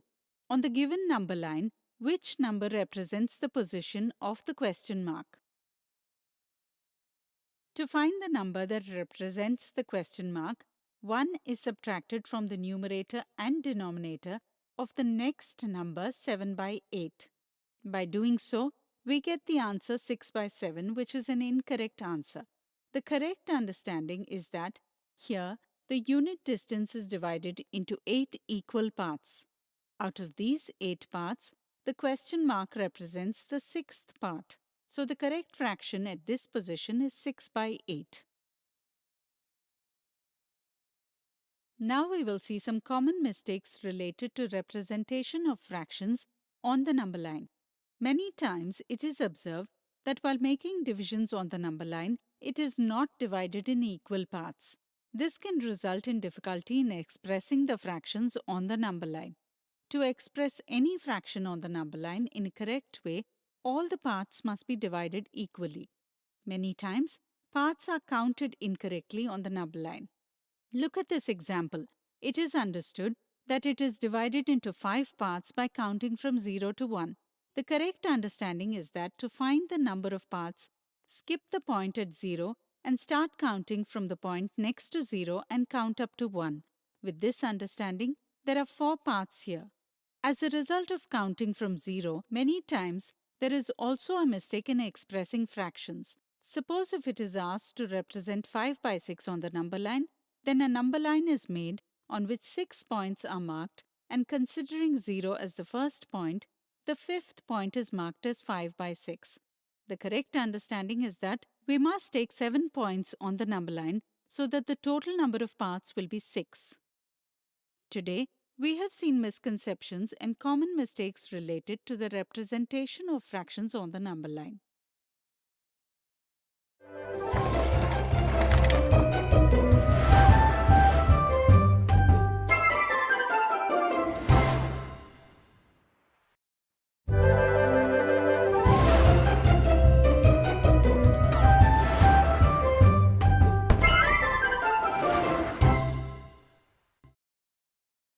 Today, we will learn about representation, comparison, and ordering of integers on a number line.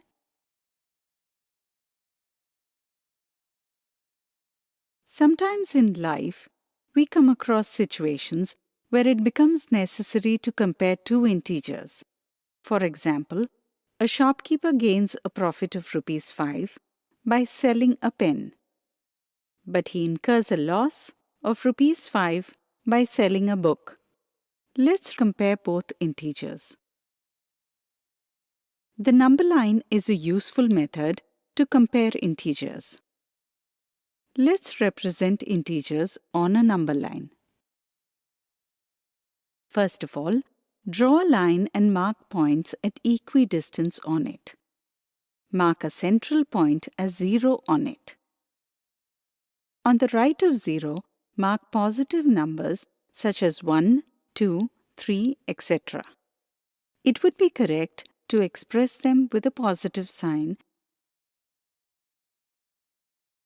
such as +1, +2, +3, etc. Similarly, to the left side of 0, mark the negative integers such as -1, -2, -3, etc.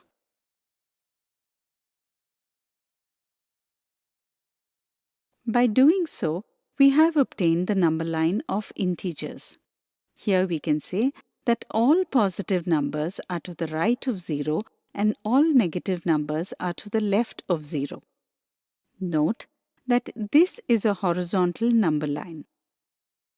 Similarly, we can obtain a vertical number line as well, where positive integers are shown upwards and negative integers downwards. In this video, we are using only a horizontal number line. Now on the number line, how do we mark +5? Well, since +5 is a positive integer, move 5 points to the right of 0. Similarly, since -5 is a negative integer, move 5 points to the left of 0. As you can see, the value of the numbers increases as we move to the right and decreases as we move to the left of 0. Since +5 is to the right and -5 is to the left, +5 is greater than -5. Please note that the symbol used for comparison always faces the larger number.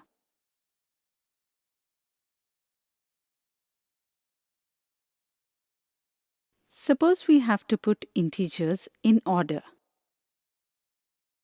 For example, in a competition, Meera scored +4, Raman +6, Samir -5, and Ankita -3.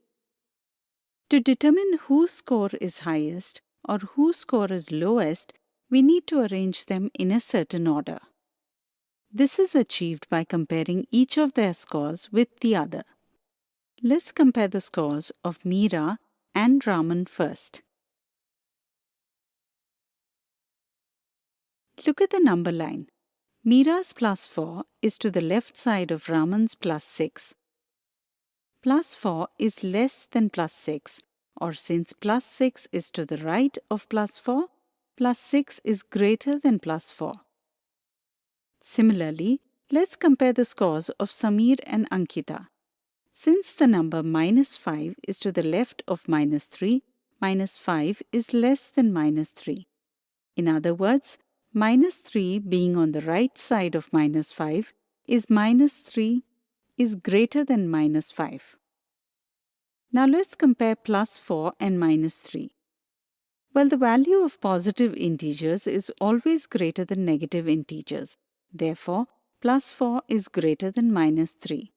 So, we can arrange the given numbers in descending order in this way. and ascending order in the opposite way. We can safely conclude that Raman got the highest score, whereas Samir got the lowest score. Today, we have learnt representation, comparison, and ordering of integers on a number line. In the next video, we will learn it in a better way with some more examples.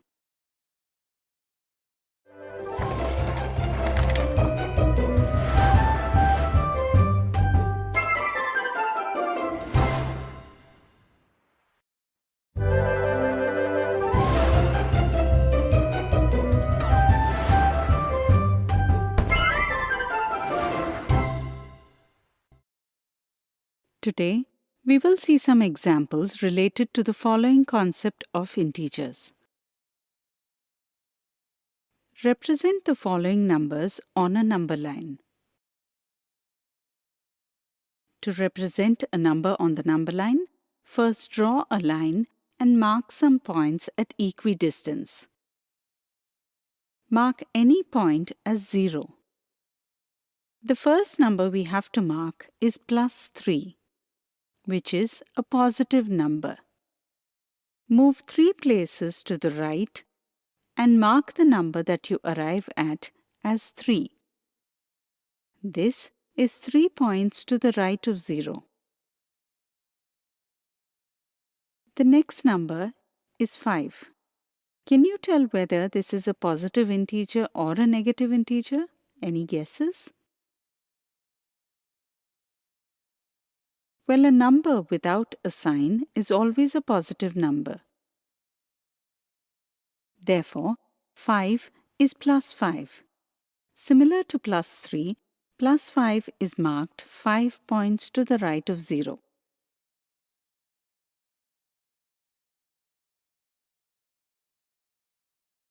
The next number is -6, which is a negative integer.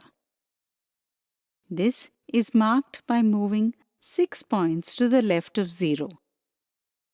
This is how we represent numbers on a number line.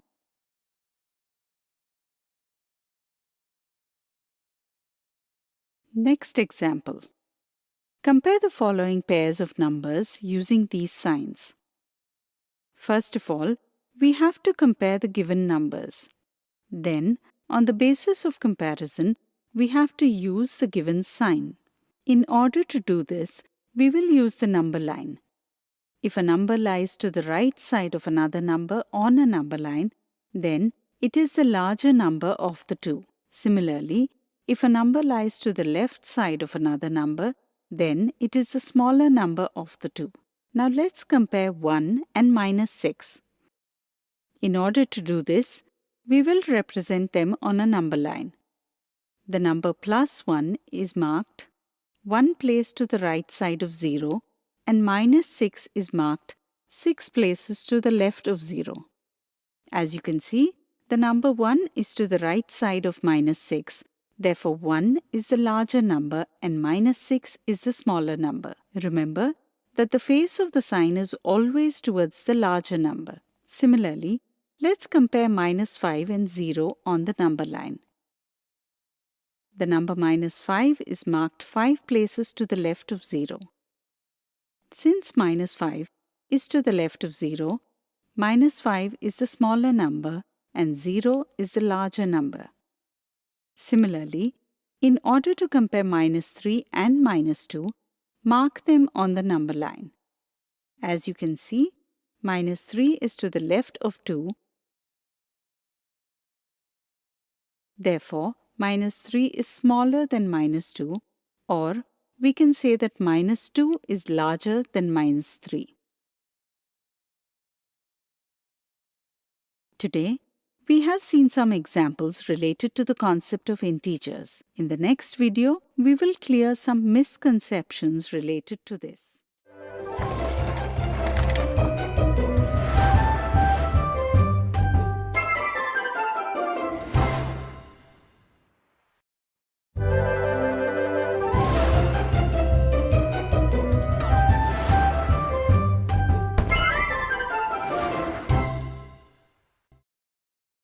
Today, we will see some misconceptions related to the concepts of integers. Determine the position of -5 on the number line given below. On the number line, the position of every number is fixed. Here, the position of number 6 is shown. Based on this, we can find the position of -5. Sometimes, -5 is mistaken as 5 and is placed before the positive integer 6. This is incorrect. To find the correct position of -5, first find the position of 0. To do this, move 6 places to the left of number 6. By doing this, we arrive at 0. After finding the position of 0, it is easy to determine the position of -5. Since -5 is a negative number, mark it by moving 5 places to the left of 0. Therefore, the correct answer is option 2. Misconception 2. Out of -4 and -3, which number is larger? It is easy to compare two positive numbers or a positive and a negative number. But comparing two negative numbers can be challenging. -4 is often mistaken as 4 and considered larger than -3. This is incorrect. We know that on the number line, if a number is to the right of another number, then it is a larger number. Therefore, -3 is larger than -4. So, the correct answer is option 2. Today, we have seen some misconceptions related to the following concepts of integers.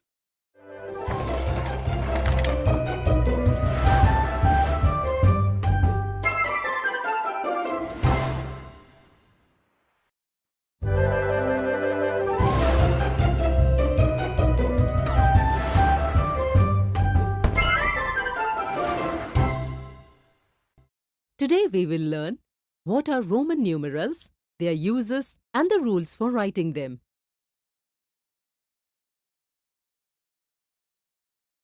In order to count, we need numbers, and to express the numbers, we need symbols. We use the Hindu-Arabic numeral system to express numbers using digits from 0 to 9. There are similar methods to express numbers.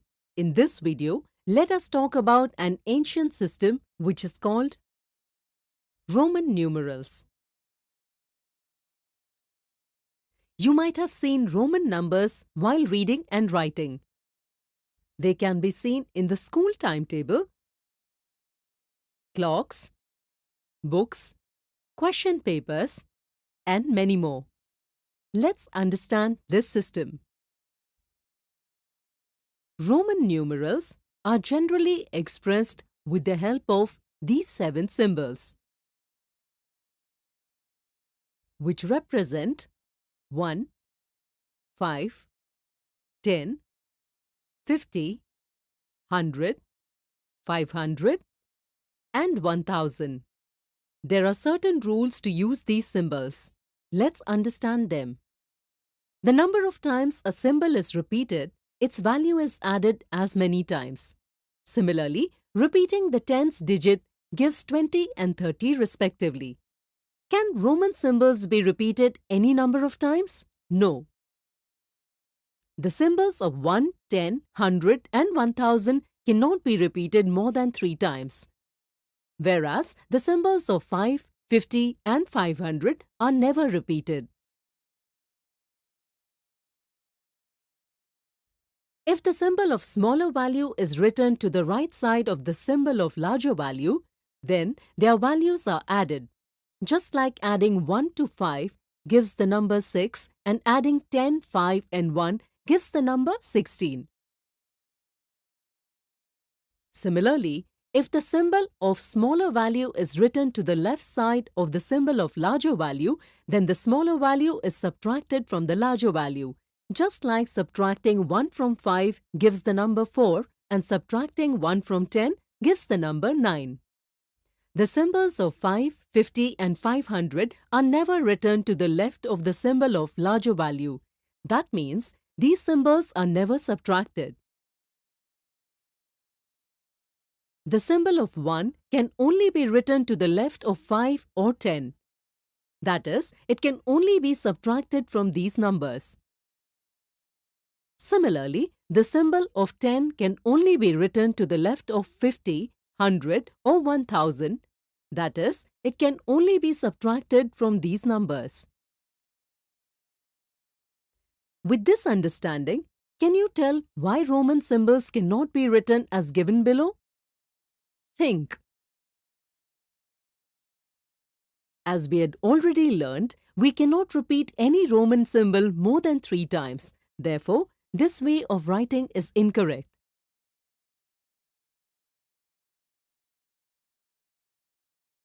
Today we have learned what are Roman numerals, their uses, and the rules for writing them.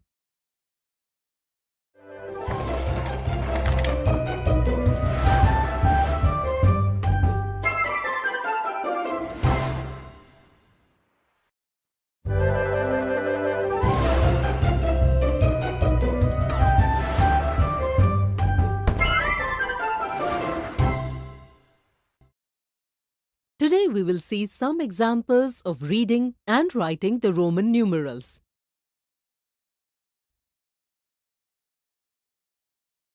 Jatin was doing his holiday homework. He has to make Roman numerals from 1 to 10 with the help of matchsticks. Look at the chart he has prepared. Has he made all the Roman numerals correctly? We have learned to write the symbols of 1, 5 and 10. 2 is written by repeating the symbols of 1 2 times and 3 is written by repeating the symbol of 1 3 times. Has he expressed 4 correctly? No. Why so? This is because no symbol is repeated more than 3 times. So how do we write 4? Since 5 minus 1 is equal to 4, we write the symbol of 1 to the left of the symbol of 5. Similarly, since 6 is 1 more than 5, we write the symbol of 1 to the right of 5. Similarly, we write 7 and 8 as shown here. Now, writing 9 this way is incorrect. The correct method is by subtracting 1 from 10, which gives us this numeral.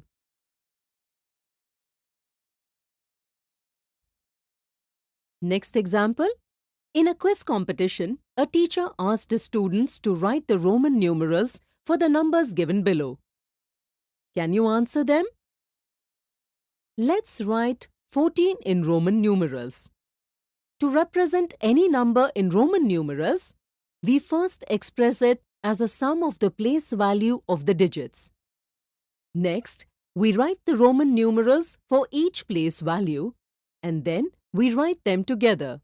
39 is equal to 30 plus 9. We write 30 by repeating the symbol of 10 3 times and we write 9 by putting the symbol of 1 to the left of the symbol of 10. Then we write them together. 97 is equal to 90 plus 7. Here, we cannot repeat the symbol of 10 more than 3 times to make 90. The right way is to subtract 10 from 100 and we express 7 like this. Writing them together, we make the Roman numeral 97. 149 is equal to 100 plus 40 plus 9. We write 100 like this in Roman, 40 like this and 9 like this. Therefore, writing them together will make the Roman numeral 149.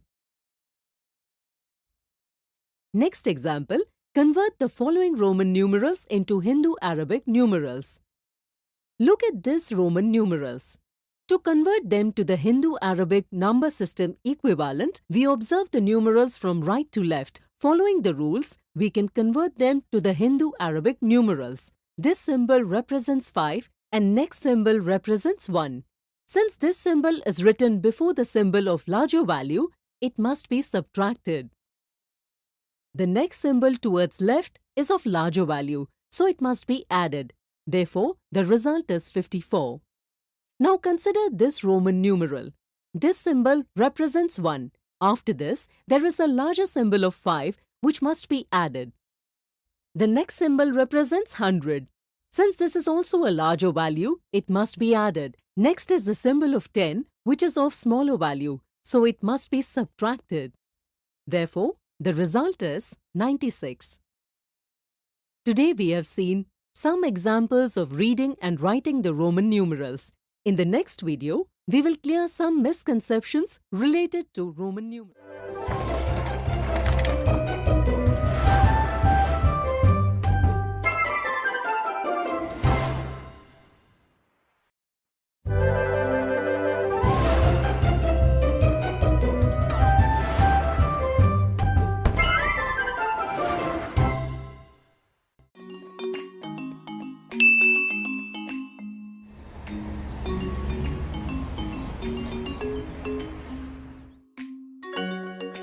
Ankit is a smart child who studies in 6th grade. His grandfather is a retired officer from the Environment Department. Ankit was inspired a lot from his grandfather. Grandpa's teachings had raised a lot of curiosity in Ankit's mind regarding the environment. Once, on Ankit's suggestion, all his classmates along with his teacher went to the beach to clean it. Ankit's best friend Pavan and his sister were also among those kids. Cleaning of the beach took a lot of time. After hours of hard work, the children were fatigued and became hungry. Their teacher had already brought bread and vegetables for them from school itself. The children were so hungry that they finished all the food in split of a second. But then a problem arrived. Oh, I forgot to bring water. Madam, I have a bottle of water, but it won't be enough for everyone. Teacher thought for a moment and then started smiling. Students, today I will take an exam of yours. All of you have to arrange drinking water from nature for each one of us. But madam, there is not even a house anywhere nearby. And there is so much salt dissolved in the seawater. We can't even drink this water because it can be highly dangerous for our health. Correct, Sonia. It is difficult. That is why I'm calling it an exam. All the kids got excited. And teacher, water is also present underneath the ground. If all of us dig the ground, we will find water.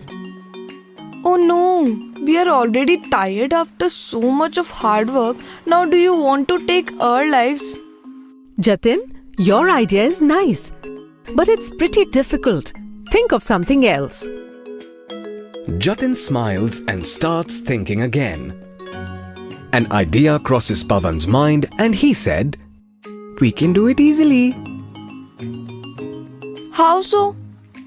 See, there is so much water in the ocean. Stupid, haven't you heard? The seawater contains a lot of salt and can be fatal for us. I heard that, but we can extract drinking water from that. But how? For that, first we need to wash the utensils we have used. Let's wash those big bowls. Jatin, do one thing. Go there and bring some firewood. Come, Jatin. You and some more children come with me and we will bring some firewood. Rest of the children washed the utensils and in a while, firewoods were also arranged. Meanwhile, Pavan fills the bowl with seawater. He takes matchbox from the teacher and ignites the firewood.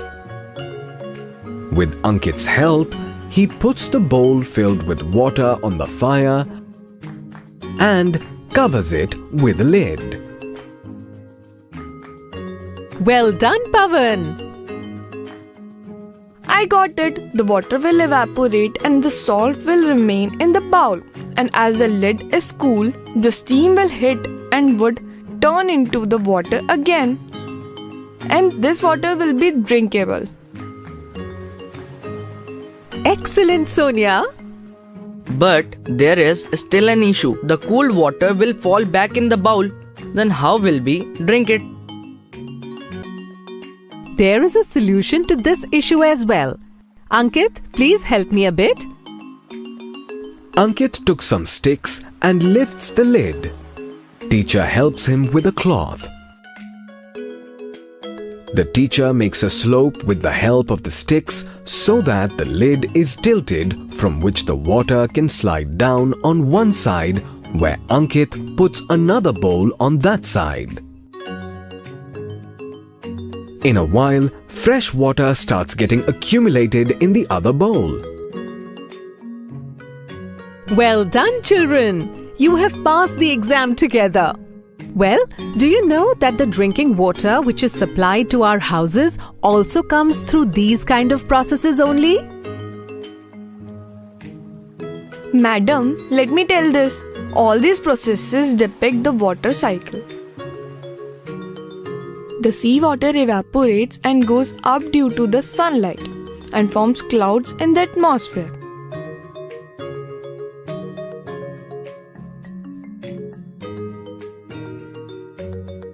When this water vapor cools down, it falls back on the earth in the form of rain and snow.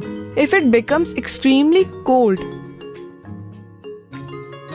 and yes, rainwater or the water from melting snow makes rivers from which we get drinking water. Very good. Okay, tell me, does all the water flow back to rivers? Madam, there is water underneath the ground as well. Some of the water drains out to rivers, but the rest is soaked up by the earth. We can use that water with the help of wells and hand pumps. And the water flowing in the rivers mixes with oceans or seas again. Absolutely. And this is how the water cycle keeps going on and on. Children, well done. All of you have understood the subjects taught to you. Now, drink water one by one. Then, we also need to return. I will give all of you an ice cream treat on our way back. Yay!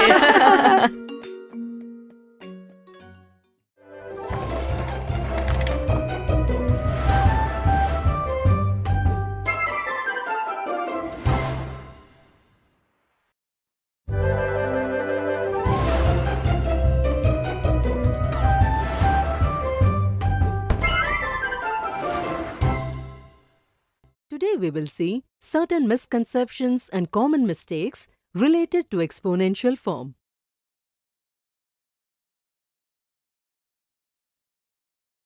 Misconception 1. Which of the given numbers is equal to minus 5 raised to the power of 6? Some children do not understand the concept of exponent properly. They believe that if there is a negative sign in the base, it always results in a negative number. So they choose option 1, which happens to be a wrong answer. The correct understanding is that if the exponent of a negative number is an odd number, the result is a negative number. But if the exponent of a negative number is an even number, the result is a positive number. Let's understand this. Minus 5 raised to the power of 6 has minus 5 as base and 6 as its power. We can represent it as, using the associative property of multiplication, let's group them in this way. Can you tell what will be the result of multiplication of each group? Think for a while.